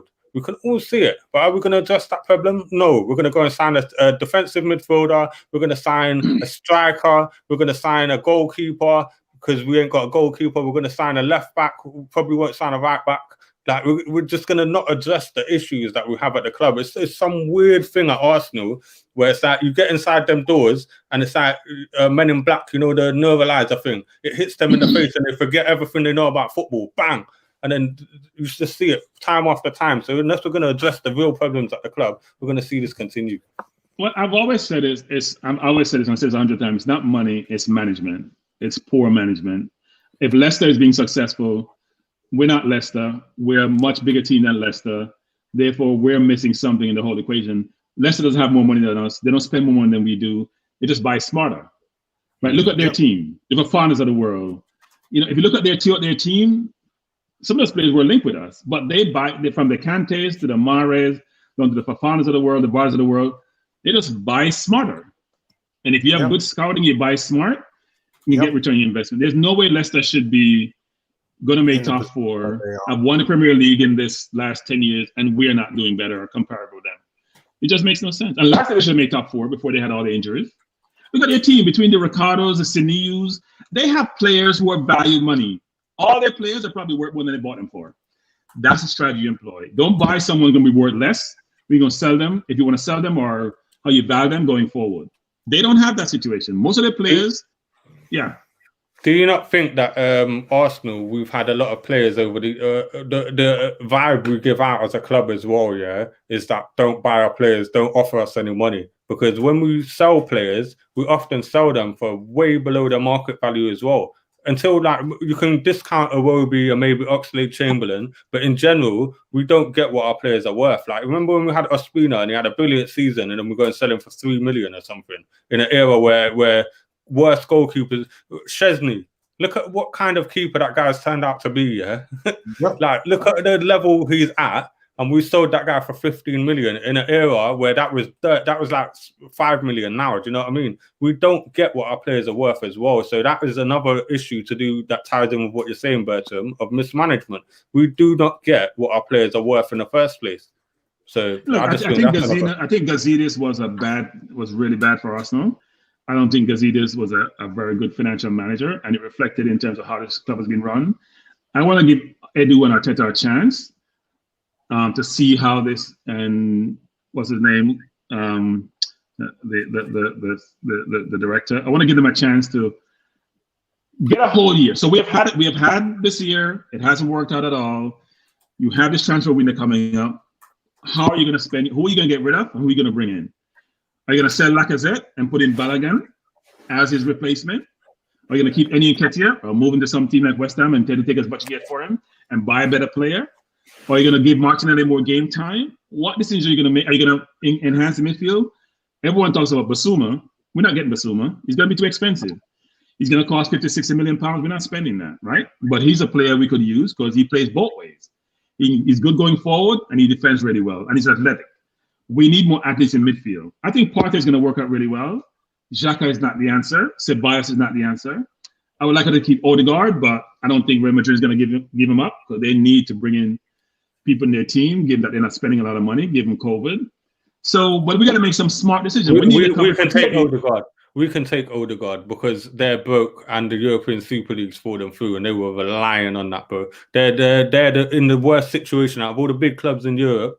Them and Barcelona are in by far the worst situation financially. So I think we can take Odegaard. I think we can take him. And I'm not just saying this like speculation-wise. They're in such a bad position and they were banking on that European Super League more than any other club in it. So we can take Odegaard. Don't say that we can. Especially if Kroenke puts the money in that was rumoured that me and the almost were talking about. Well, Gross, Modric, and not Casemiro are getting old. They need replacement in the midfield for them. Now, Odegaard playing each other's position not really well. They all three of them played pretty deep. But they need to, and they're not going to be able to sign some of the Valverdes of the world, whose contract are running out. They're going to need players to come in.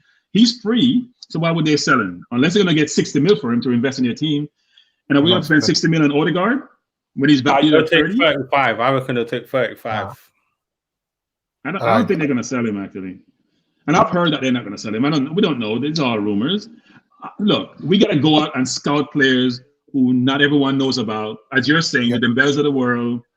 There are players out there who I think can add value to a team who doesn't cost an arm and a leg. If Brighton could find these players and Leicester can find these players, like where are they shopping and looking at that Arsenal aren't looking at and shopping for players? So the Genks, the Augsburg, the French. Here's the thing: you have African players come in, they're gonna be parked someplace. They get their visas right. Go look for those players. Very good players who are going to be parked in some Belgian league so they can get their papers right. Go look for them and bring them in. That's what we got to do. And you know, the issue is the. Go on. Sorry, go on, Nilmas. Go on. No, I was saying I've no problem with going back to the days where we signed a bunch of like no-name players. Like I just want to sign functional players that can do a job and follow whatever team tactic that it is. I know you brought up the whole like Pepe stuff before. Like we can't be making mistakes like that. We have to buy right and buy smart. Yeah, people may think that I think Pepe's a good player. Pepe's a good player. He's just not a 70 million pound player. Yeah, I said on that one. But on that one, Bertram, I said we bought Pepe, and we've spoken about this before, me and you, yeah, but we bought Pepe in an era when players were going for a lot more money. So that equivalent of Zach 3 nowadays is about 40, 50 mil, maybe 40, 35, 50 mil. Like, it's not the same value back then as it was now. So I think that's in a microcosm, that seems like a lot of money, but you have to look at it relatively to the other transfers that were happening around the world in the time that we bought Pepe. So I would say yes and no. If you're talking about La Liga with Real Madrid and Barca, or maybe even to a much lesser extent, PSG and Bayern somewhat. But in the English league, we've never paid over 100 million pounds for any player. The highest is Pogba, isn't it? I think Pogba, Ronaldo, Bales of the world, Maguire, those are the highest numbers that we have paid. De Bruyne didn't cost that, Salah didn't cost that, Mane didn't cost that. None of those other players who are exceptional in the league today, none of them cost that much. Sterling didn't cost that money. So that's still a lot of money for an English team paying for a player to play in the league. Most teams don't pay over 100 million. We haven't had that in the English league. And it's the richest league in the world because no one wants to do that. This is not, Barca's revenues before the pandemic was almost $1 billion. Yeah, but you think about it like this. You think about it like this. Man United spent 69 million on Angel Di Maria and sold him the next season. Yeah. Kepa that same season went to Chelsea for 70 million. He was a flop. You think a lot, and I know these guys are much richer than us, but the point I'm trying to make is players were going for that value around that time within the Premier League as well. Yeah.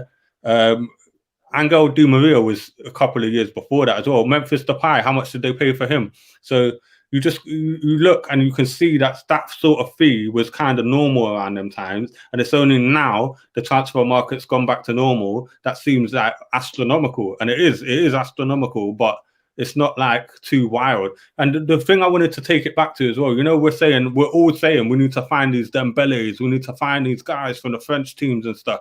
Them teams have got wise to that now, man. That's why they sold us Pepe for 72 million.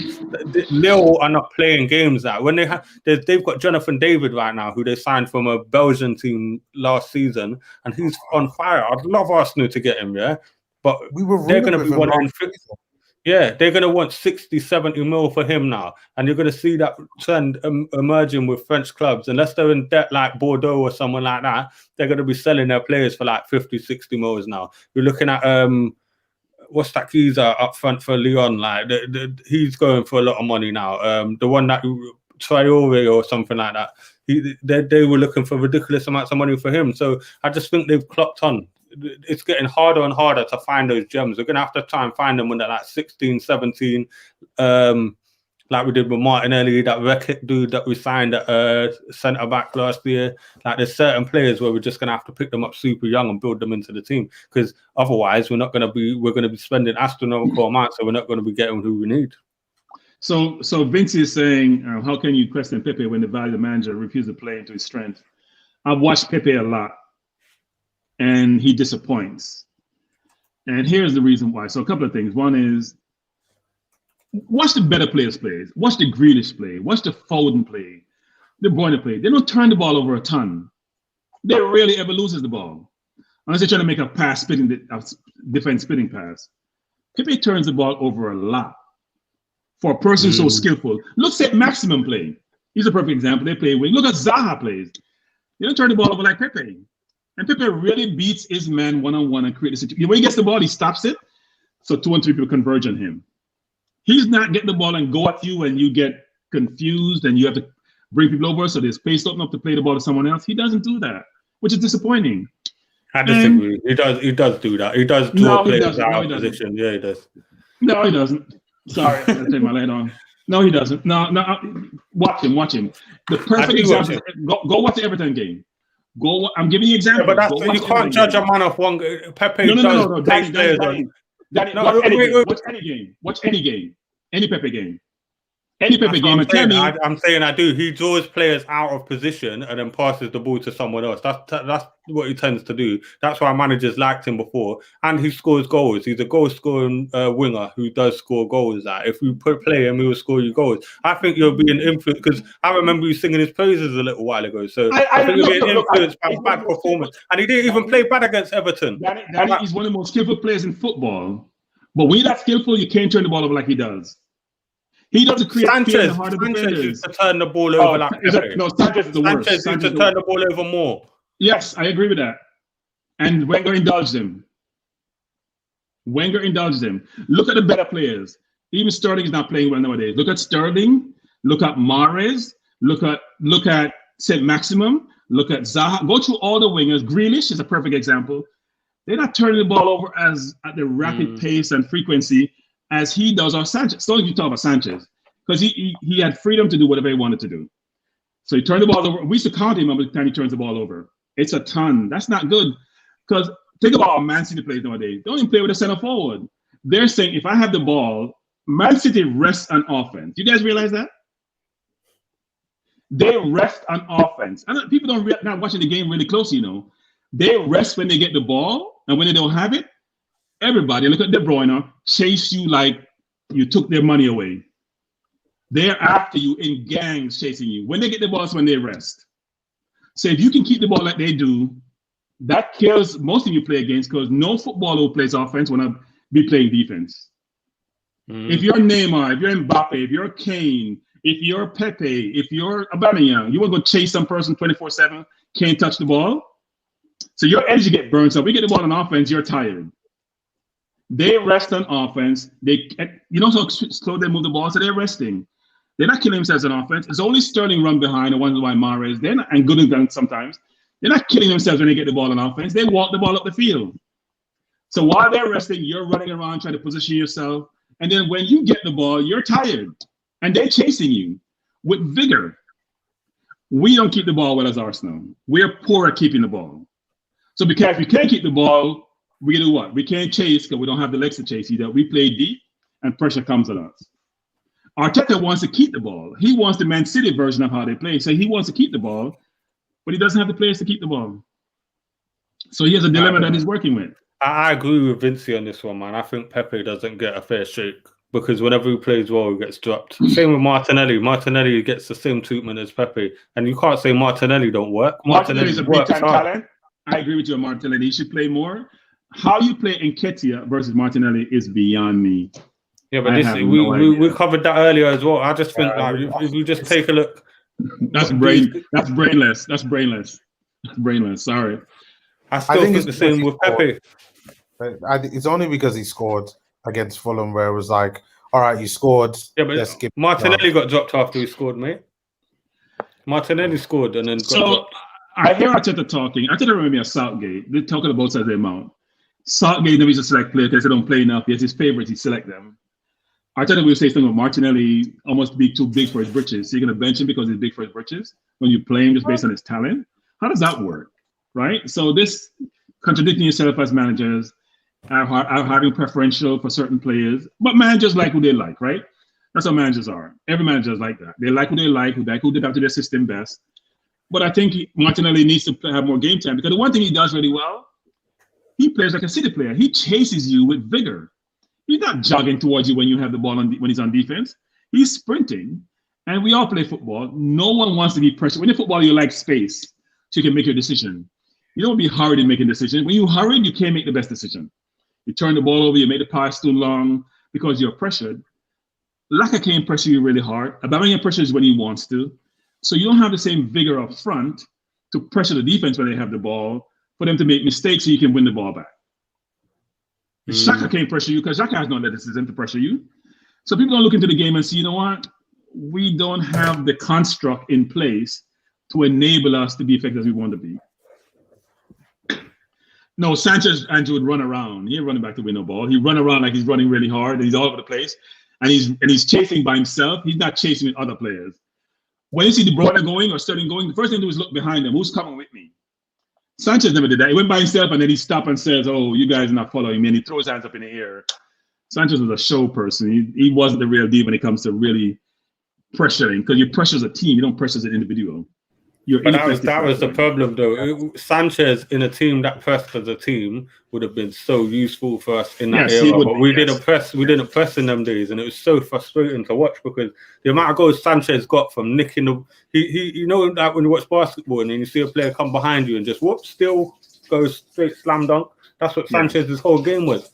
He used to just be like stealing balls of people, but we didn't press at that era. I don't even want to talk about that era because that was so frustrating. We should have been winning more stuff then, man. But yeah, man, I just feel like Bertram, let's hear your thoughts on the upcoming game before we wrap it up. So I hear that we're gonna get Tierney back, Laka back. Maybe we're looking at Tierney. Maybe they're gonna. I don't believe it. I am picking us to win, no matter who we play. That's my view. I know left back is going to be, if you don't get Tierney back, Xhaka can't play left back. He doesn't have the athleticism. You watch him the other day against Richarlison when he beat him. I'm not surprised why Mortino isolated him and tried to beat him over there. Because it depends on who's on the plane on the left also to help him because he needs help. Whether the left midfielder, if it's Ceballos, Ceballos all over the place, or the left winger to come back and help because Xhaka cannot play there by himself defensively. Playing with the ball, he does a better job than Eamon and other players who played over there and Cedric. He's a better passer, but defensively, he's going to be challenged. He tries, but that's not good enough. But I do expect us to. We playing away from home or home on Thursday? We're playing away from home. Away. We have to attack. I think we at least get a draw to the game. I think, look, they have a decent team. I think we get a draw to the game. if we come and play, if he plays the right players, don't play the Nketiahs of the world, play the Martinellis, play the Pepes, play the Xhaka, and play Odegaard in the 10. Smith Rowe is not giving me enough, frankly, in terms of scoring from the 10 or penetrative ball to play Smith Rowe. I know everybody loves him and he should play. I think you play Pepe, Martinelli, Saka, and Odegaard if Laka or Abba not available. And in midfield, you play Partey. We're not sure if we have a left back. I play Chambers at right back, along with Holding and Mari, and on the left play Xhaka if we don't have a replacement. I also thought he probably should think about playing Saka on the left, deep, because Xhaka doesn't score a ton of goals. You don't care what people want to say about how good Saka is, and he's very, very good. He has 5 goals for the season. He had 27 starts. Is that the numbers you want? Is that the return you want in your investment in terms of goals to game ratio? I don't think so. If you play him on the left, you play him left back, he's going to overlap. So a lot of attacking over the left back. You have Xhaka roll over to him to cover him when he goes forward. I mean, a better setup than what we have today with the Xhaka playing left, Saka playing on the right. And even though Saka is very, very good, he's not scoring a lot of goals. I agree with you on that. I think Saka is... Do you remember last year in the UEFA, the Europa League, and we were playing Saka at left back, we had Martinelli up front. We were banging goals at that. That link up on that side was beautiful, man. So I don't know why Saka has been suddenly like, anywhere but at fullback, where that was where he established himself in the team. He looked good there on occasion. Not all the time. Every now and again, he'll get exposed by a proper tricky winger, but like less so than Xhaka. Xhaka got exposed against Everton. Like, we have to admit, we all knew it was coming, but like as soon as he comes against someone with pace who's going to run at him, he's going to commit at some point, and then he's going to get left because this guy has got no pace. So I just feel like... I'm going to say something about Xhaka, though, because I know fans in this forum hate Xhaka. I never hear Xhaka complain about him playing left back, wherever he plays. He was sent to that's why managers love him. That's why managers love him, because he don't moan, and he'll put their tactics into place on the pitch. I can see his positives. Don't get me wrong. I don't like Xhaka. I can see his positives, but that doesn't mean to say we should keep him. No, just because someone's got positives... Like, there's positives about everything in life, you know what I'm saying? There's positives, but he's definitely not the guy. Apollo says, "Oh God." I know. We talk about Xhaka, he gets excited. Andrew Neoman says, "Arteta or Kroenke turned up in your yard." What does that mean? I don't know what. I think because you're being quiet. The floor is yours, Neomis. No one has showed up for me. I'm tired of talking about Arsenal. I'm ready to start winning. We need to win this trophy so badly. Like I cannot stress this enough. Like this game against and Unai Emery of all people, it's a make or break for us. What happens if Dracula comes out and absolutely smashes us in this game? We get done 3-0 or something. What happens then? Then it's obviously over. We've got another leg. I don't see that happening, actually. I don't see it happening, but you never know. You know, like this is Arsenal, man. Like, expect the unexpected, bro. What would happen? Fans get upset. It was the same thing. Like we got smashed by Chelsea, didn't we? Europa League final. We got smashed. We recover. Look, I think Arteta might be gone. I really think with the pressure on the Conkeys right now, if the fans stick it on them, they might get rid of him. I think what they've realized is you can't keep chopping and changing and going nowhere. So they fire him. Someone comes in, they don't make the investment, and we fail again. They keep doing the same. No, give him another year. Give him another year. Give him the resources to do well. We have proven, guys. Listen to this. We played Liverpool. We played City. We weren't on the field. We were just existing. We were incompetent in terms of playing against. Look, we played Liverpool. Look at Liverpool play any other team. They play against Newcastle, who drew with them. We were so off the pace against Liverpool. It was amazing. You make it look like there was with 2 center backs who can't play football. I hate to put it that way. Yeah, that's why.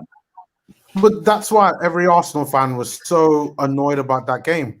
Not the fact of the result, but just the performance. I've never seen Arsenal play that badly. Like it just was devoid of any effort.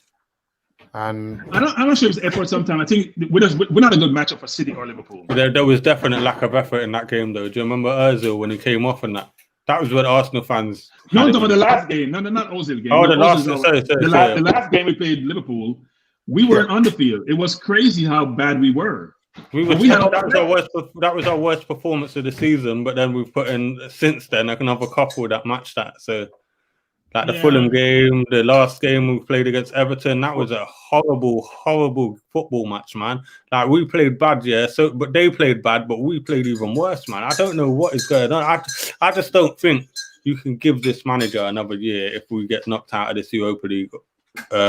I think it's a done deal, Danny. I think it's been determined. I don't think so. Mate, I don't think so, because I would have agreed with you 2 weeks ago before this ESL business, but since then they're having to placate the fans a lot, and I don't think the fans will be happy. Don't understand American owners, so they tried something audacious, it didn't work. You're telling them they have to sell, and they're gonna be like, "Why would I? I don't want to sell." You know how you know they're panicking? Do you know how you know they're panicking? I'll tell you how you know they're panicking. They've had to release a statement saying they're not selling the club. They would never have done that a little while ago. They've had to leak information that they're going to put 100 million of their own money up for the transfers this summer. Yeah, that's a lot. They've had to. They've leaked that to some source though, because it's been reported on Sky News, who don't report anything unless it's confirmed. Yeah, so like you're leaking all that stuff there. You're panicking, bro. Like that. This is so uncrunky. Like this is so uncrunky. Like you don't hear anything from them. And then they came to the fan meeting that they were never going to come to, but they came to it. They apologized. When have they ever done that, bro? So come on, you're seeing panic. You are definitely seeing panic. So I do think that. Danny, let me explain something to you. Every company, big company, have a public relations department. They provide you guidance, just like the Queen does, as a way to the royal family. Everybody have their obviously, right? yeah. Right? This is obvious. So then you talk to them and say, "What best can we do to appease the fans?" Because I want fans back in my stadium next year when everyone is back. But they know their PR department would know you are too hated to appease these fans. Like no one likes the Crunkies. Not one Arsenal fan. Like they knew, because they even said when they were at that supporters meeting, they said, "We know we got to rebuild the trust, but it wasn't there in the first place." That's what they've said. So they know that they're not liked here. So I don't think you're right there, Bertram. I think the PR department knew that them apologies were empty. No, but Danny, think about it this way. If I was Arsenal fan, I would have baked the Crunkies on off for Super League. I don't know why Arsenal fans are upset. I understand the whole. I keep telling you guys about this. Think about it. We talk about the outset: morality, fairness, egalitarian system. Really? In the UK, that's what you're saying. So you want the lower team to do well. We were going to be relevant again, because right now we're not relevant. We were going to be relevant, be part of a big 14, get great money, buy the best players. We're going to be relevant again. And you guys said, no, we don't want that. We want to be with everybody else. We want to be 10th in the league and 12th in the league and 13. We have no money. We're going to be relevant again. And you guys said, no, we don't want to be relevant. We want to be like everybody else. We want to be common. We want to be normal. Don't make us relevant. You want to earn it. Oh, but you haven't earned it for the last 15 years. You haven't earned it for the last 15 years. No, we want to earn it properly. William Ernest's role, where he is now, he's like going to be probably the next king. Did he earn his role, or did he he just born into it, wasn't he? Not everybody earn money, you know. You can win lotto. We're going to win the lotto. We were earning it. We're going to win the lotto. You guys said, no, we don't want the lotto. We don't want to win lotto. We want to work for it. No. It's going to take a long time then. No, we thought we won the lotto because our owners are billionaires. So you would have thought, they would throw a few million here or there over the past 10, 15 years and be like, hey, we'll go and help you out. But the whole Super League thing, I think, was just... How was it bad for Arsenal? Okay, back up. How was it bad for Arsenal? No, it is not bad for Arsenal Football Club. Okay. It is bad for the fans. But I hear FT saying that. I hear FT being losing their mind about it. What is bad about that for Spurs and Arsenal fans? Why is Super League bad for them? Because it's bad for football. It how is. It bad for, how is it bad for football? It's bad for the have-nots. It's bad for the have-nots. It's not bad for the haves. It's not bad for Barca, Real Madrid, Barcelona, PSG, Arsenal, Spurs, Chelsea. It's not bad for any of them. It's bad for the Leicesters. It's bad for the West Hams. No, it's for those individual clubs, as institutions, as businesses. It's good. Yeah. It's good for them. Business. Wait. Use that word again. Business. You saying business? No, for those clubs as businesses, it's great for them. Yes. But in terms of football in general, who really wants to see that? Do you know what this is? Do you know what this is? Yeah, let me step in. This is that morality. This is that morality, Bertram. You know that morality you were talking about. Yes, This is yes, that. yes, But yes. guess what, mate? I don't have that morality. So when I want a billionaire owner, but when I want a billionaire owner to come in, I don't care if he's doing whatever. I want him to spend loads of money on Arsenal, yeah. And when that European Super League came up, we had the discussion here.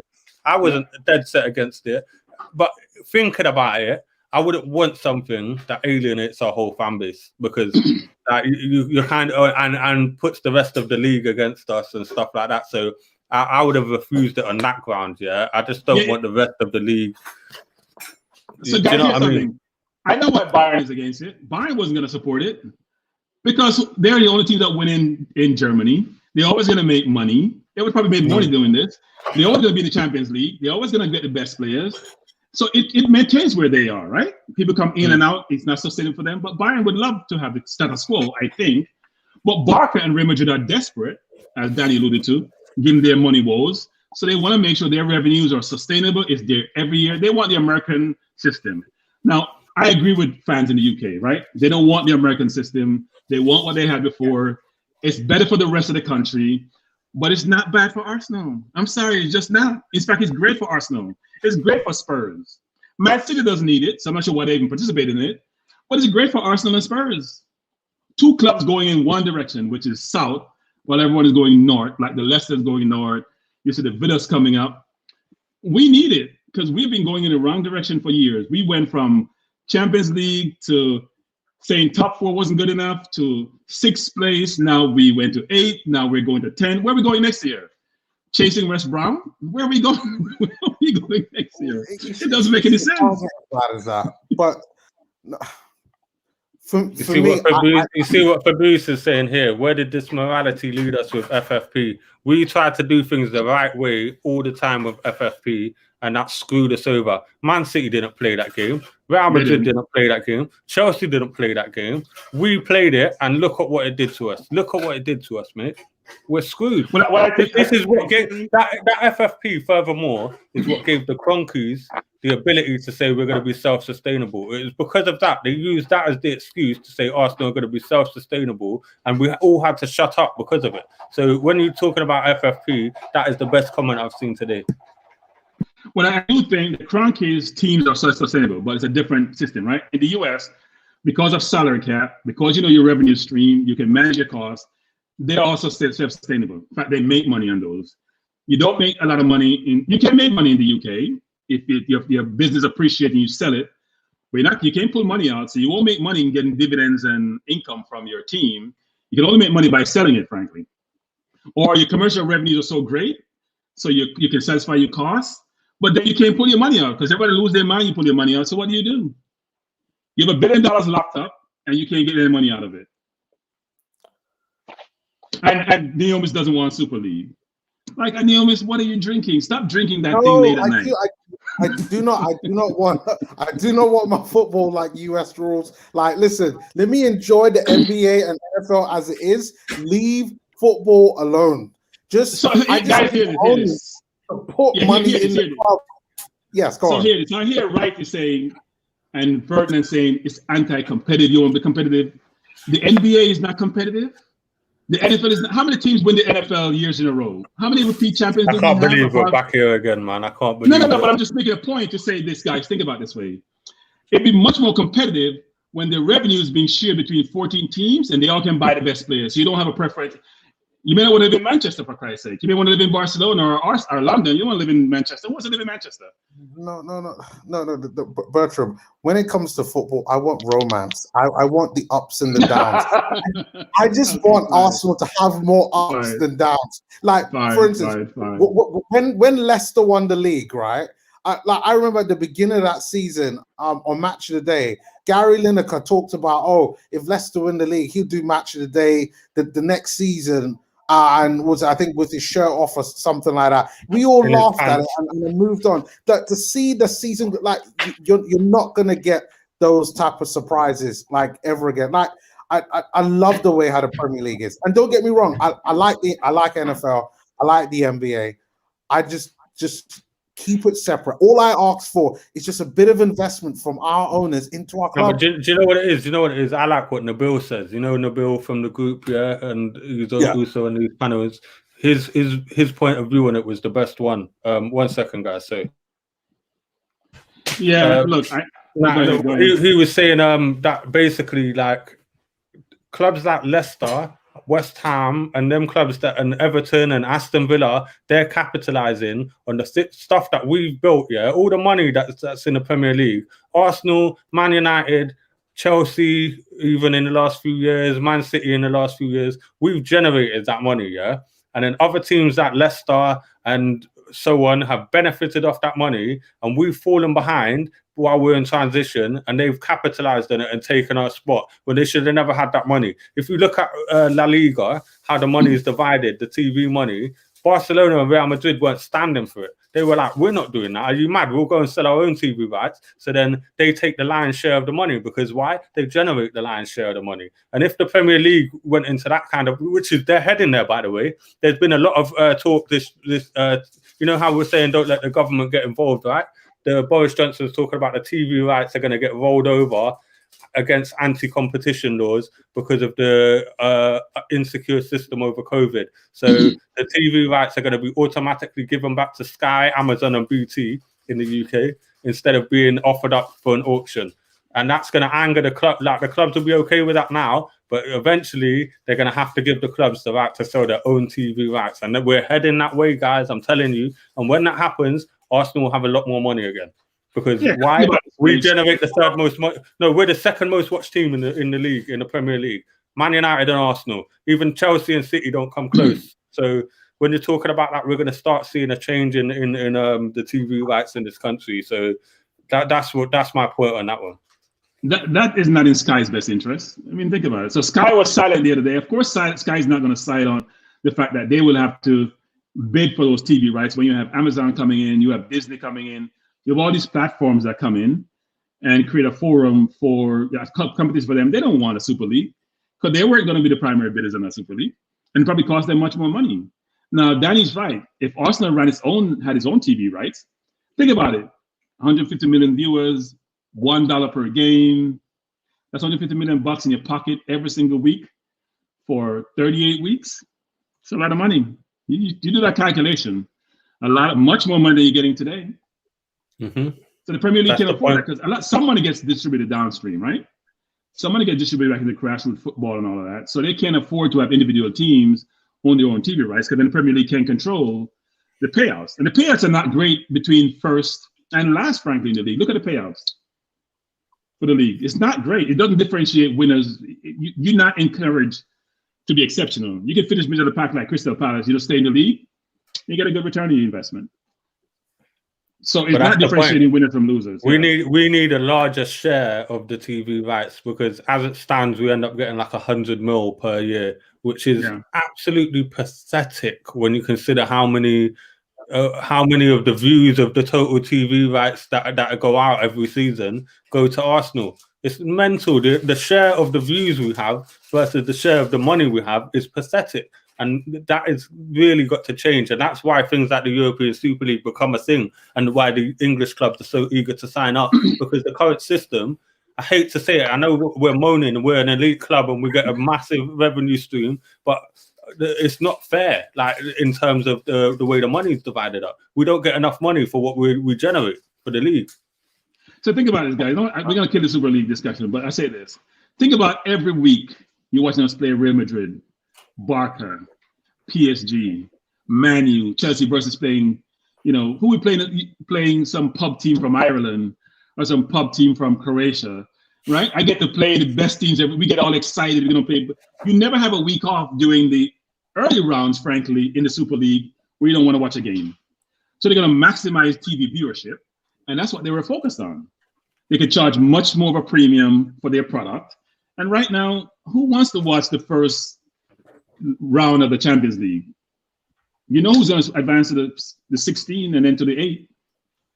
Now is when people are focused on. So look, I do think on Thursday, I'll start out in closing comments by saying, great job, you two, in terms of your discussion this evening, because I was busy working, but have you on the side thinking, that's why I jumped on, because I felt the conversation was very, very good. I want to be part of the conversation.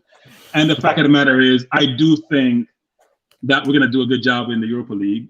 If we reach Man U in the final, it'll be a tough game, but they haven't beaten us all season. We beat them and we drew with them, and they didn't really threaten us, frankly, apart from once in a while Cavani when we play them, right? They're a better team now, and then we played them the first time around, but I do think we compete with them.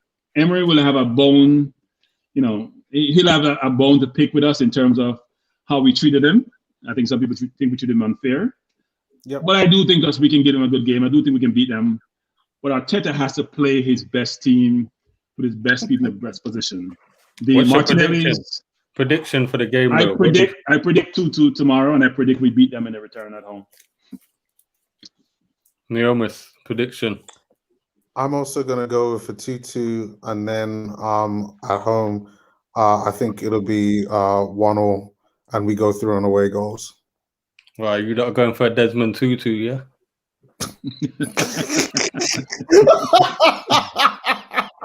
I reckon he had morality. He was a principled man. He had morality. I'm gonna go for a raw. Apollo says 1-0 to Villarreal. Jesus. I don't know. I think we're gonna win. I think we're gonna do a 2-1. I'm going for a 2-1. Sounds good. All right, closing comments. It's a good thing to go back home. It's a good thing to come back home, actually, if we have won and hold the fort. But home to us is not home, by the way, guys. We don't have home anymore. Yeah, I know. We're rubbish at home this year. Awful. Yeah, home form is awful. So, yeah. So, hey, great catching up with you guys. Hopefully we win tomorrow. I can't watch the game live, but I record the game, and then I sit down and go watch it by myself in my own little corner. And hopefully it's good news, so I don't waste my time putting the game down. When it comes to Arsenal.